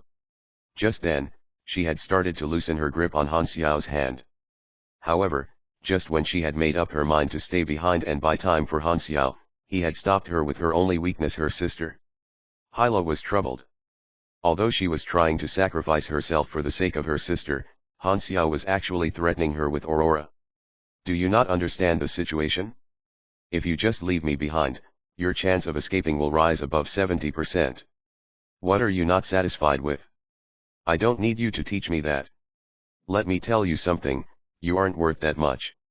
If things do get to that point, then I will leave you behind without a second thought. So, shut up and just follow me." "I don't need no favors from you," Han Xiao replied without even turning his head. Hyla was dumbfounded. She gave a meaningful gaze to Han Xiao's back, and just let herself be dragged along without saying another word while occasionally shooting waves of red energy toward their pursuers. The 5 senior executives were slightly faster than them and were able to catch up with the duo after a 3-minute chase. Now that there was no point in running, Han Xiao turned back to fight. His magnetic chain split blades drew arcs in the air, his thermoelectrical incisor gloves gave out hissing sounds as it reached an extremely high temperature, and his ghost sniper rifle shot out round after round. Han Xiao made no reserves. The fierce battle between this group of high-level superhumans destroyed the surroundings. Jaros' force field power was used to blast out constant cannon-like shockwaves that left craters on the ground. With him also supporting the other executives with defensive-type force fields, Han Xiao had a hard time trying to deal damage. Ingress formed the earth into numerous dragons that brutally clashed into Han Xiao and Hyla, forming even more holes on the ground. The three pugilists fought as their fists were imbued with unspeakable strength, and their bodies were aflame with energy. The shock waves from their punches were capable of doing massive damage. Hyla tried her best to muster her dwindling strength to cooperate with Han Xiao. Her unique Esper ability allowed her to directly attack her opponent's minds. Although she was not that powerful yet, with how tricky her powers were and her experience in combat, she was able to work with Han Xiao seamlessly and significantly lessen the pressure on him. None of the 5 senior executives were mechanics. Up till this point, mechanics were among the rarest among the people with high levels due to the class's unimpressive early game attributes. Han Xiao was basically the strongest mechanic on the planet. Fighting 5 people who were all approaching LV60 simultaneously was taxing even for Han Xiao. The 5 worked together perfectly, and Han Xiao could barely go even with them, much less actually defeat them. Jaros' force field abilities were like a natural counter to Han Xiao, and he could not get anywhere with his attacks. In the middle of the fight, Han Xiao caught a glimpse of the germinal forces that he had previously left behind. However, there were even more Black Hawks flying over from the horizon. It was like a huge net that was slowly closing in on Han Xiao and Hyla. The enemy reinforcements were here. Chapter 258, Breaking Out, 3. Translator, Atlas Studios. Editor, Atlas Studios. On the horizon, the reinforcements from the germinal organization quickly approached and surrounded Han Xiao. The situation turned south as a number of military helicopters hovered around the battlefield. The longer the fight dragged on, the more enemies would show up. Han Xiao had to fight while diverting his focus to look for any signals of the Six Nations reinforcement. His anxiety grew every second he waited for the signal. Bang bang bang. Han Xiao took 3 hits from the attacks from the pugilists, and bursts of energy exploded on Han Xiao's suit. The platinum alloy armor started to show some dents and cracks. The energy of a pugilist had an armor penetration buff, but Han Xiao's armor level was on par with that of a boss. If Han Xiao was a pugilist on the same level, under the continuous heavy attacks, he would have at least received some light injuries. However, Han Xiao acted like nothing had happened, and his movement was as agile as before. The 5 senior executive officers' jaws dropped as Han Xiao handled their attacks with ease. They thought that they could take Han Xiao's life if it was a 5 versus 1, and yet the battle was still in a stalemate. Even if we are on the same level, Han Xiao is too strong. Han Xiao fired back and pulled out compounded magnetic chain split blades with the skill revolving slashes. However, Han Xiao maneuvered the skill into blade hurricane, as if a hedgehog protecting himself with the spikes. The pugilist would only inflict damage on himself as he punched Han Xiao. The battle information flooded Han Xiao as the battle went on. He quickly observed the situation and thought, Ingress Esper power that can control earth and mud poses the most trouble to me even though it does not inflict much damage. Her health is the lowest out of everyone else, so I can use that as the opportunity to break the encirclement. If I use the flaming will and get a critical hit, he will at least be out of the fight. However, it will be hard to get rid of Jaros' force field to attack him. He contacted Hyla using the earpieces and asked, do you have skills that are lethal? Only your power can get through the force field without much effect.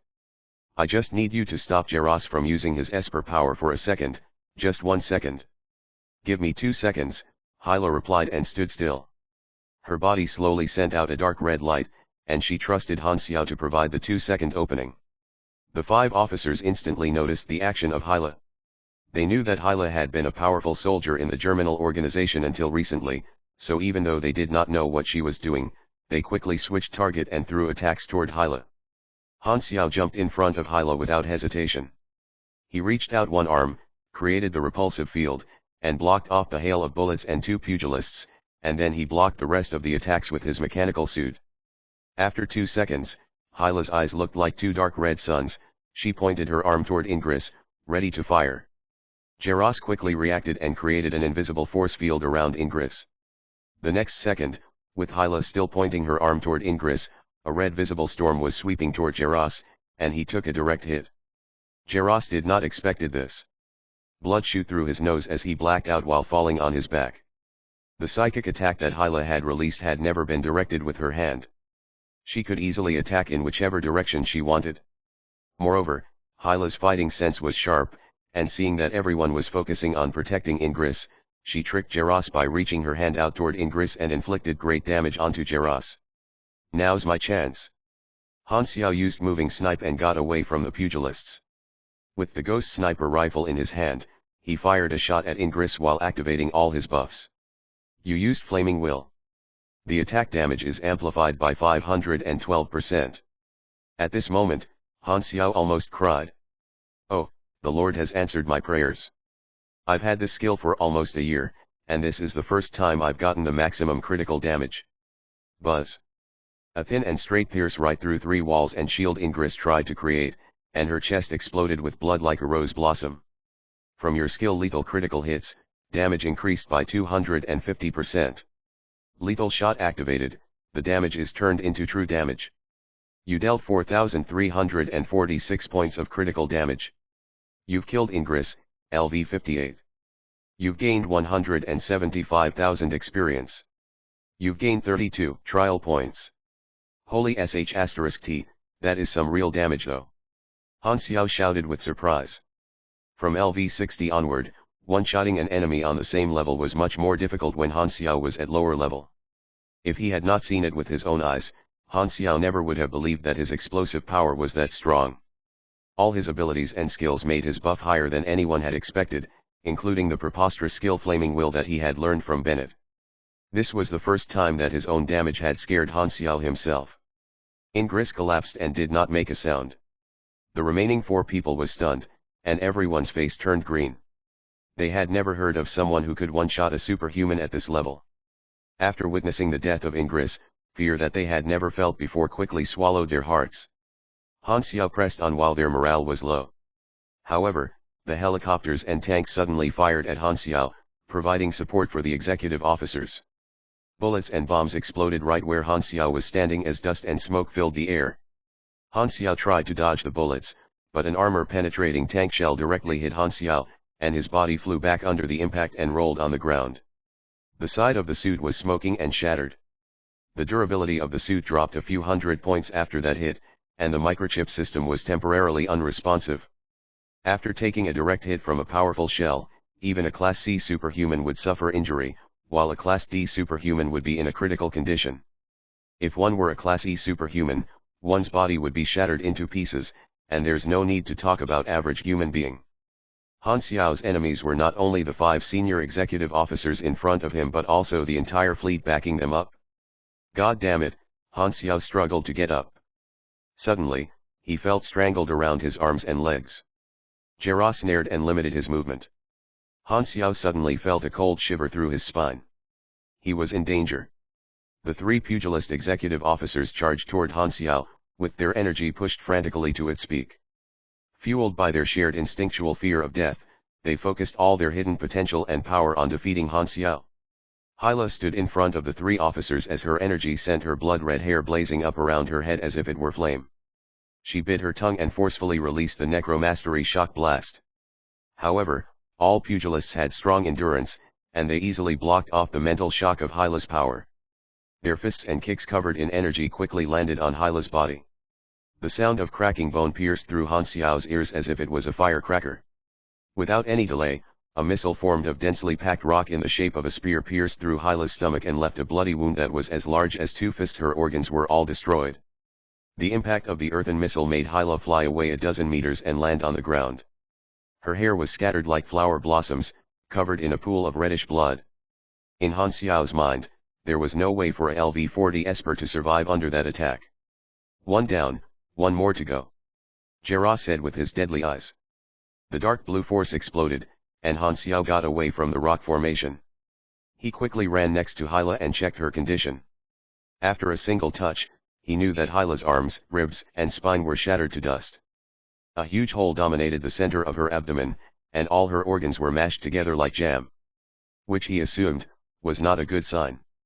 Han Xiao took out adrenaline and stabbed it into Hyla, but as he looked at her body, Hyla's kidneys also turned into mush. Hyla closed her eyes and stopped breathing. Hey, you're not just gonna die, right? Han Xiao could not react. Hyla was going to be a superhuman capable of planetary destruction and single-handedly wiping out entire starship fleets on a whim with her pinky alone. How could a huge talent like her just die here without making the history that she was destined to? Or did he take the battle too far? As more and more enemies showed up, Han Xiao frowned. During a battle, rage could never overtake his mind. He would never get overheated since he knew that he did not have that kind of personality. He quickly analyzed the situations on the battlefield, and the best option was to run away by himself. Han Xiao glanced at the corpse of Hyla, and his face froze. Hesitation only leads to trouble. Chapter 259, Reinforcements and Traps. Suddenly, within a radius of 2 kilometers, all the corpses released a grey mist, which slowly gathered around Hyla. Hyla opened her eyes, which were covered in mysterious grey instead of the dark red light. Her bones started to crack, and her wounds healed. Within a few breaths, she fixed her bones and the bloody wound in her stomach also closed off. Aha, she's still alive. Han Xiao was surprised.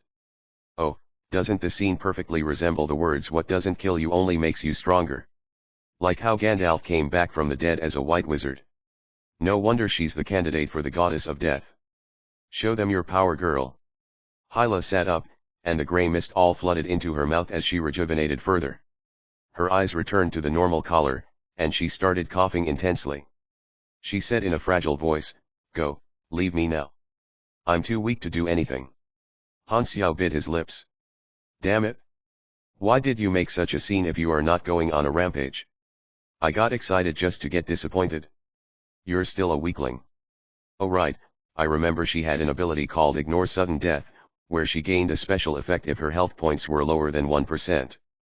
I thought she would ignore the damage from the fatal attack, but it's actually rapid healing. What a tenacious life force, but this ability must have a cooldown. The enemies surrounded them. Han Xiao was not in a good position, and Hyla had become a burden. The chance of surviving became slimmer and slimmer. Didn't you say that you'll abandon me when you have to? Now it's the time. Run away. Hyla's face was pale, and she used all her strength to get those words out. Her hand was on Han Xiao's chest, trying to push him away. Okay. Han Xiao nodded directly. He was not the type of person who would hesitate. Abandoning her was the best course of action, and there was no benefit to staying with Hyla. He would not make a choice that made him worse off. Even though Han Xiao really wanted Hyla to be on his team, if necessary, he would give Hyla up in the blink of an eye. Seeing that Han Xiao had already made his choice, Hyla relaxed and said, "Please take care of my sis."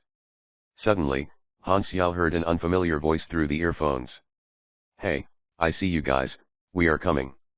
Han Xiao was slightly relieved as he looked toward the south. 3 black armored jeeps without any plates showed up on the side of the battlefield in an arrow formation, approaching them at high speed. The helicopter from the Germinal organization flew toward them. Han Xiao's display zoomed in and clearly saw a woman's white arm, wearing a bracelet made out of red pearls, stretched out of the windows of the jeep. The next moment, a surge of burning flames shot out from the palm of the woman's hand, and the flame turned into a roaring flaming dragon that flew into the sky and consumed the helicopter. Boom! The helicopter fell from the sky. The 3 jeeps drove around the burning helicopter and headed right toward Han Xiao. The reinforcements are here. Han Xiao felt the boulder in his heart finally lifting. He slapped Hyla's cheek and laughed. Seems that you don't have to die today. The reinforcements were composed of the best superhumans in the 6 nations with the best equipment that the nation provided. The 3 jeeps crashed right into the battlefield and broke open the Germinal organization's encirclement. The female Esper released her power without any reservation, turning the battlefield into a burning sea. This was not normal fire but the fire created by energy using special and Esper power. After the flame hit the target, it would explode. This was called the explosive flame, one of the destructive powers of the fire Esper. With only one look, Han Xiao already judged that this woman was a Class C superhuman. All the Germinal organization's troops tried to turn their crosshairs on the jeeps, but the 3 jeeps suddenly released smoke similar to a smoke bomb, which quickly spread out, blocking the vision of half of the battlefield. The Germinal organization lost their targets, and they could not even see their own team. The visible range was only as far as 1 meter. Then, the sound of coughs arose in the smoke. The smoke contained a strong irritating substance similar to tear gas. Where is the enemy? I can't see, cough cough. I can't breathe. Cough. New enemies have shown up. Please give us instructions, blurg, give us instructions. The radar is not working. The enemy have an interference machine. The Germinal organization was in chaos. However, the 4 senior executive officers quickly grasped the situation and recalled the view of the battlefield before the smoke appeared. Then they charged toward where Han Xiao had been, but Han Xiao had already disappeared. He's getting away. Jaros was shocked. Can any of you track his position? The 3 pugilists stared at each other. They knew how to punch things, but tracking enemies was not in their job description. Ingris had good perception due through sense movements on the soil, but she had already been killed. In the dense smoke, Han Xiao carried Hyla on his shoulders like he was carrying a sack of rice. The reinforcements quickly gave the location to meet up, and he soon found the 3 military jeeps. One of the doors to the back seat opened, and Han Xiao jumped in without a second thought. There were 3 people in the jeep. The driver was a Sharnak, wearing sunglasses, and had a buff body. The white woman with the red pearl bracelet sat in the passenger seat. She was the Esper who had the explosive flame power. There was another yellow man who was using a control panel on the ceiling of the jeep. Target acquired, we need to move out, the Sharnak driver shouted with his deep voice. 3 jeeps changed direction and left the smoky battlefield behind them. The troops quickly recovered from the smoke and got back into formation, chasing right after the jeep. The helicopter kept its distance from the jeeps, fearing that the fire Esper would shoot them down. We're safe, Hyla was about to show a sign of relief, but Han Xiao quickly covered her mouth. Stay quiet and rest, will you? The yellow man looked at Han Xiao and smiled. I have heard a lot about you. We finally got you out. I am Tang Tang, a member from Star Dragon's Division 13. The Director General always mentions your name. You have done great things.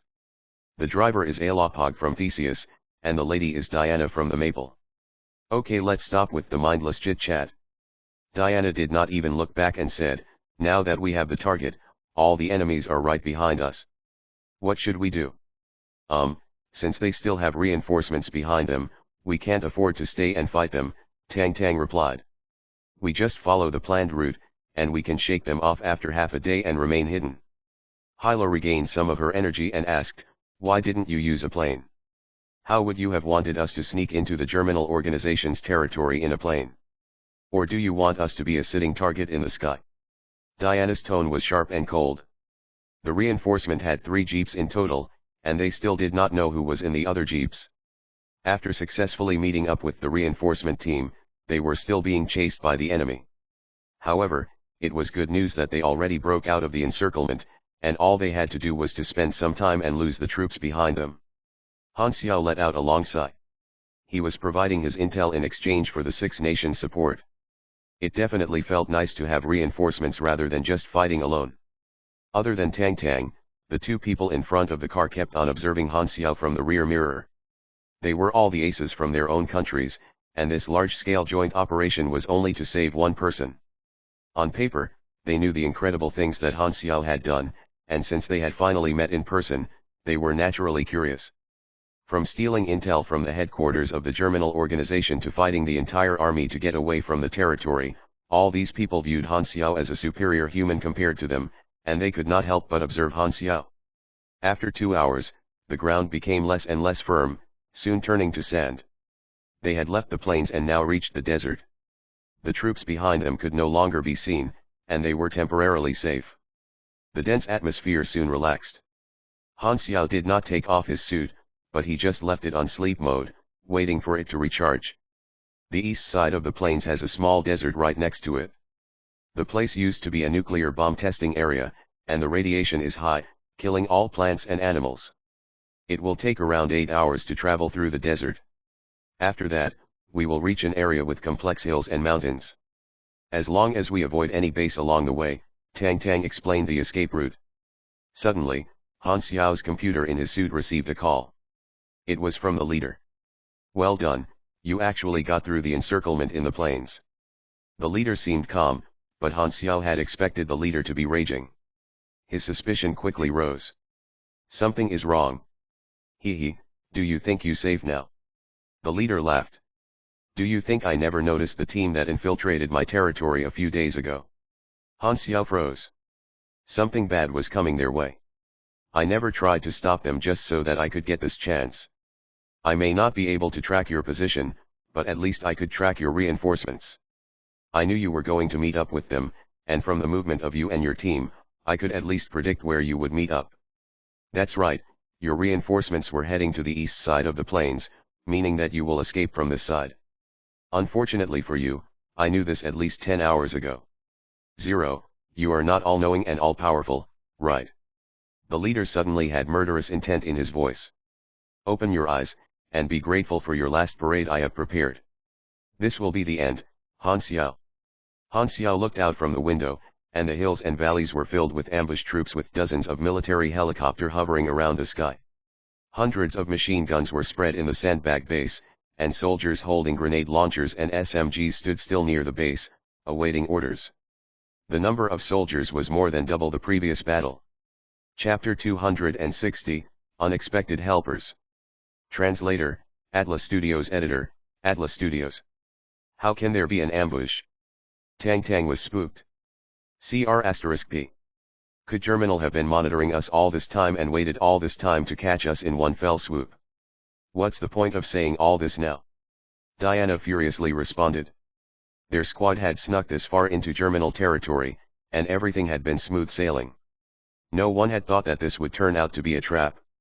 The situation had turned completely reversed.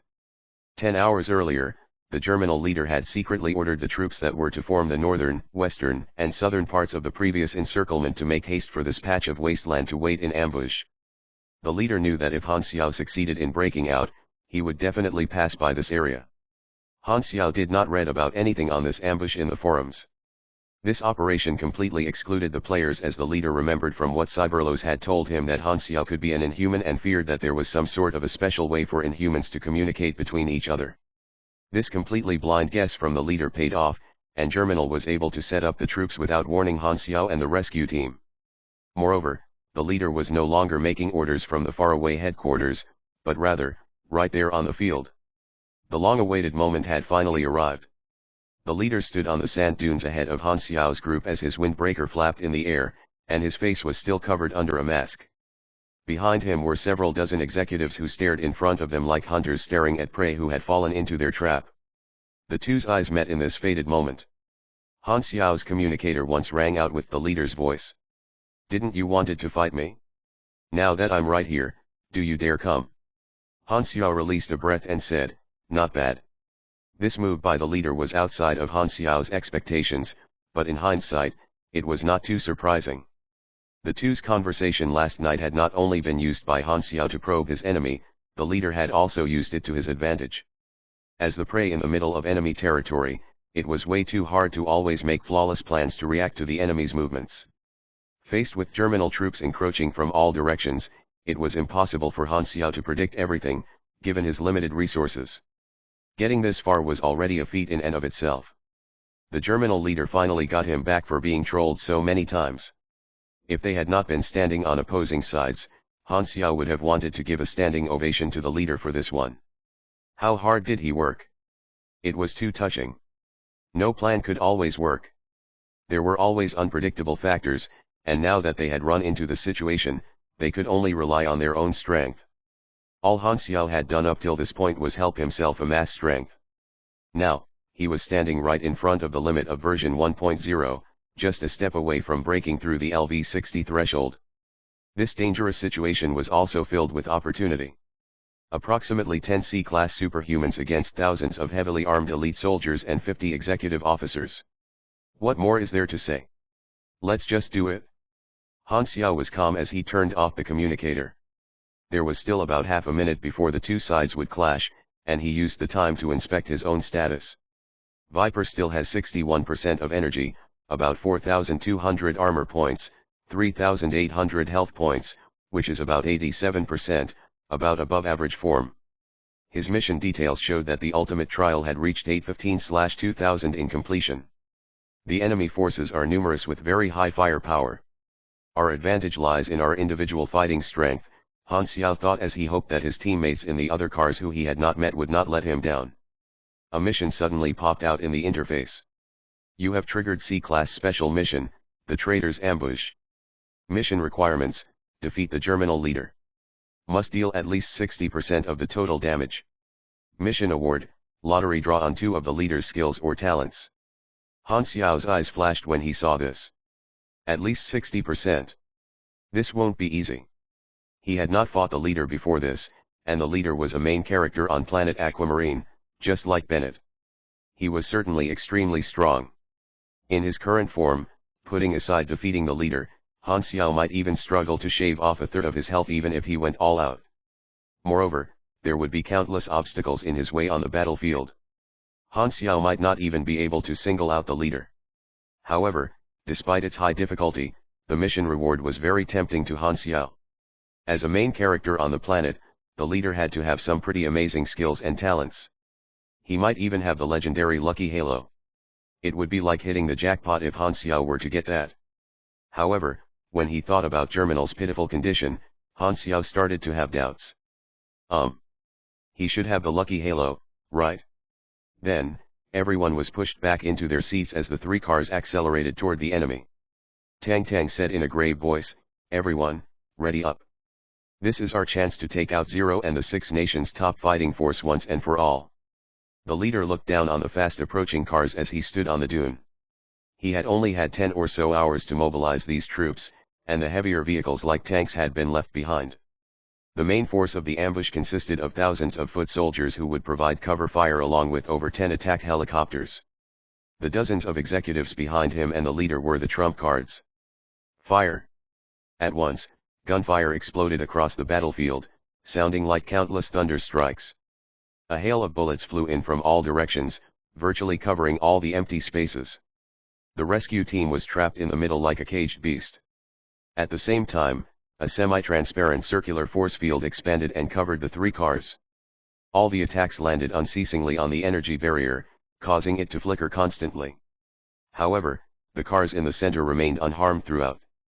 The cars continued to move at a high speed, leaving a trail of black smoke as attack after attack landed on them. The large number of mines that were planted in the sands exploded upon contact with the barrier, causing yellow sand to fill the sky. The barrier was growing dimmer by the second. This barrier came from the inside of the car on the left side at the rear of the group. Under the protection of the barrier, the 6 Nations forces were able to approach their enemy without taking much damage. Ordina's Azure Protector Fawcett. The Germinal leader was calm. He had an impression of all the top fighters of each nation, and he could pretty much guess their identities just by seeing their powers in action. The rescue team was about to smash right into enemy formations, but the leader remained unfazed. He sent out some orders, and the Germinal troops repositioned themselves to encircle the cars while keeping a safe distance instead of clashing head-on. He understood that ordinary troops had no chance against a group of extremely powerful superhumans, so he had long been prepared for it. The cars were soon stuck in the middle of the swarms of Germinal forces, and the leader's eye flashed. "Let me see.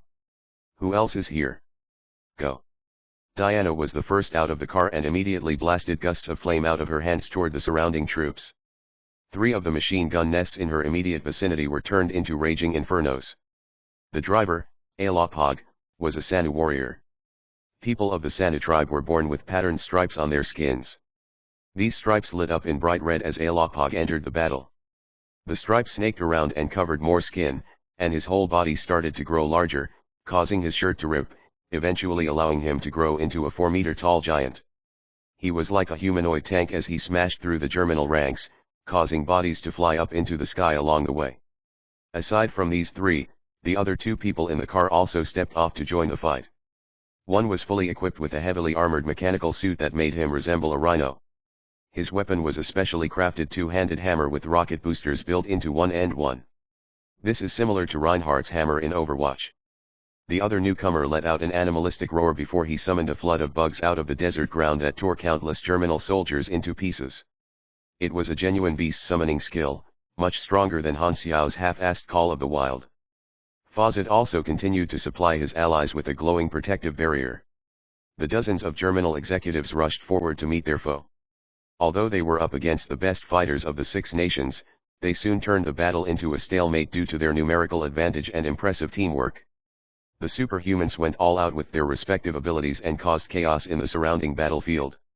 Han Xiao dragged the still recovering Hyla out of the car, and he found out that these people were all familiar faces. They were all famous people on planet Aquamarine. Each of them was their own nation's highest fighting force. In the past, players had to earn an astronomical amount of reputation points before they even had a chance to make contact with these NPCs. Now, these powerful characters had all come together, all for Han Xiao. Han Xiao had truly built up a fearsome influence for himself. In this war, at least, he was the most significant player. All the powerful helpers that had appeared up till now had been within the leader's predictions. He had already made plans for each and every one of them. Although the ambushing force would suffer heavy casualties, it would still be well worth it to be able to eliminate this team of elite fighters. The leader glanced at Han Xiao, who stood some distance away, and his eyes turned sharp, as if locking onto a prey. With every single step the leader took, his life force gusted out of his body in the form of dark purple flames, and the flames were still increasing in intensity with every step. He had even dreamed of squashing Han Xiao's brain himself. The Germinal leader's power level was in an unknown territory, and the Six Nations forces present all showed a hesitant look on their faces when he approached. "Can you take care of yourself?" Han Xiao did not even turn his head. If the leader wanted him, he would get him. No matter what, Han Xiao steeled himself as he would not back down from this fight. "No problem," said Hyla through gritted teeth. Han Xiao nodded, took a deep breath, and made sure he was in tip-top form before he started to take strides toward the leader. However, suddenly, another burst of monstrous life force could be felt from another side of the battlefield. This new presence suppressed the leader's life force and took away everyone's attention. A familiar figure then stepped out of the last car with a clean-cut hair, heroic facial features, and neatly arranged clothing surrounded by raging white flames. Bennett. The Germinal leader was shocked, and his gaze faltered. Why was the Darknet's leading figure part of the rescue team? The Germinal leader never would have guessed that the Darknet leader, who had always been neutral, would step onto the battlefield himself. Bennett was completely outside of his pre-arranged plans for the Six Nations forces. With Bennett's strength alone, there was now no way to know the outcome of this fight. All the previous calculations were useless. Not only that, 4 more experts that were not affiliated with the Six Nations stepped out of the car following Bennett. 2 of them were elite fighters of the Darknet and were not any weaker than the Six Nations superhumans. The other 2 were Han Xiao's acquaintances Hans and Vernia, whom he had previously met in Maple. Han Xiao had accepted a secret main story quest line from these 2, and they were very grateful to him. All these powerful people had come in Han Xiao's aid. Han Xiao stopped his steps and remarked, "Why are you here? How did you get mixed up into the rescue team?" Bennett only gave Han Xiao a glance and could not be bothered to reply. He was still mad about Han Xiao not telling him about his secret dual identity beforehand and did not want to talk to him. Although Darknet started out with a neutral position when this war first erupted, Bennett realized that the information that Han Xiao had stolen from the Germinal headquarters was key to ending this war. Bennett had started the shelter plan to save lives, and now that he had found an opportunity to end the war once and for all, he had finally decided to change his neutrality in this conflict. The Darknet still had not supplied any resources into this war, but he had come himself, as his own person with some helpers, of course. Bennett and his group truly regarded Han Xiao as one of their own. He made this risky move as he had absolute confidence in his own capability. He was publicly acknowledged on planet Aquamarine as one of the strongest superhumans. "Leave him to me," Bennett said as he looked calmly at the Germinal leader. It was as if the bullets that rained down around him were non-existent. The Germinal leader had a dark look on his face, and he was burning up out of fury from the inside. Bennett stood right in front of him, seemingly trying to defend Han Xiao no matter what. The leader knew that he would not be able to get to Han Xiao unless he dealt with Bennett first. The famous Germinal leader. "It is said that not a single person has seen you go all out on the battlefield. Looks like it's my lucky day today," Bennett said with a smile on his face, yet his words carried unspeakable strength. "You think you can touch my people without asking me first?" The leader remained silent as his walk turned into a sprint and then into a streak of black after images. Bennett also did not show any weakness as he turned into a gust of white flame and clashed with his enemy. From Han Xiao's observations, Bennett had triggered Burning Will. From his overpowered lucky halo, he had definitely gotten the highest quintuple critical on that attack. Dark purple and white flames struck each other. Boom! The scene looked like hell had broken loose as thunderous explosions sounded around the fight, causing ordinary soldiers to start bleeding from their ears. It was a showdown between the two of the planet's protagonists.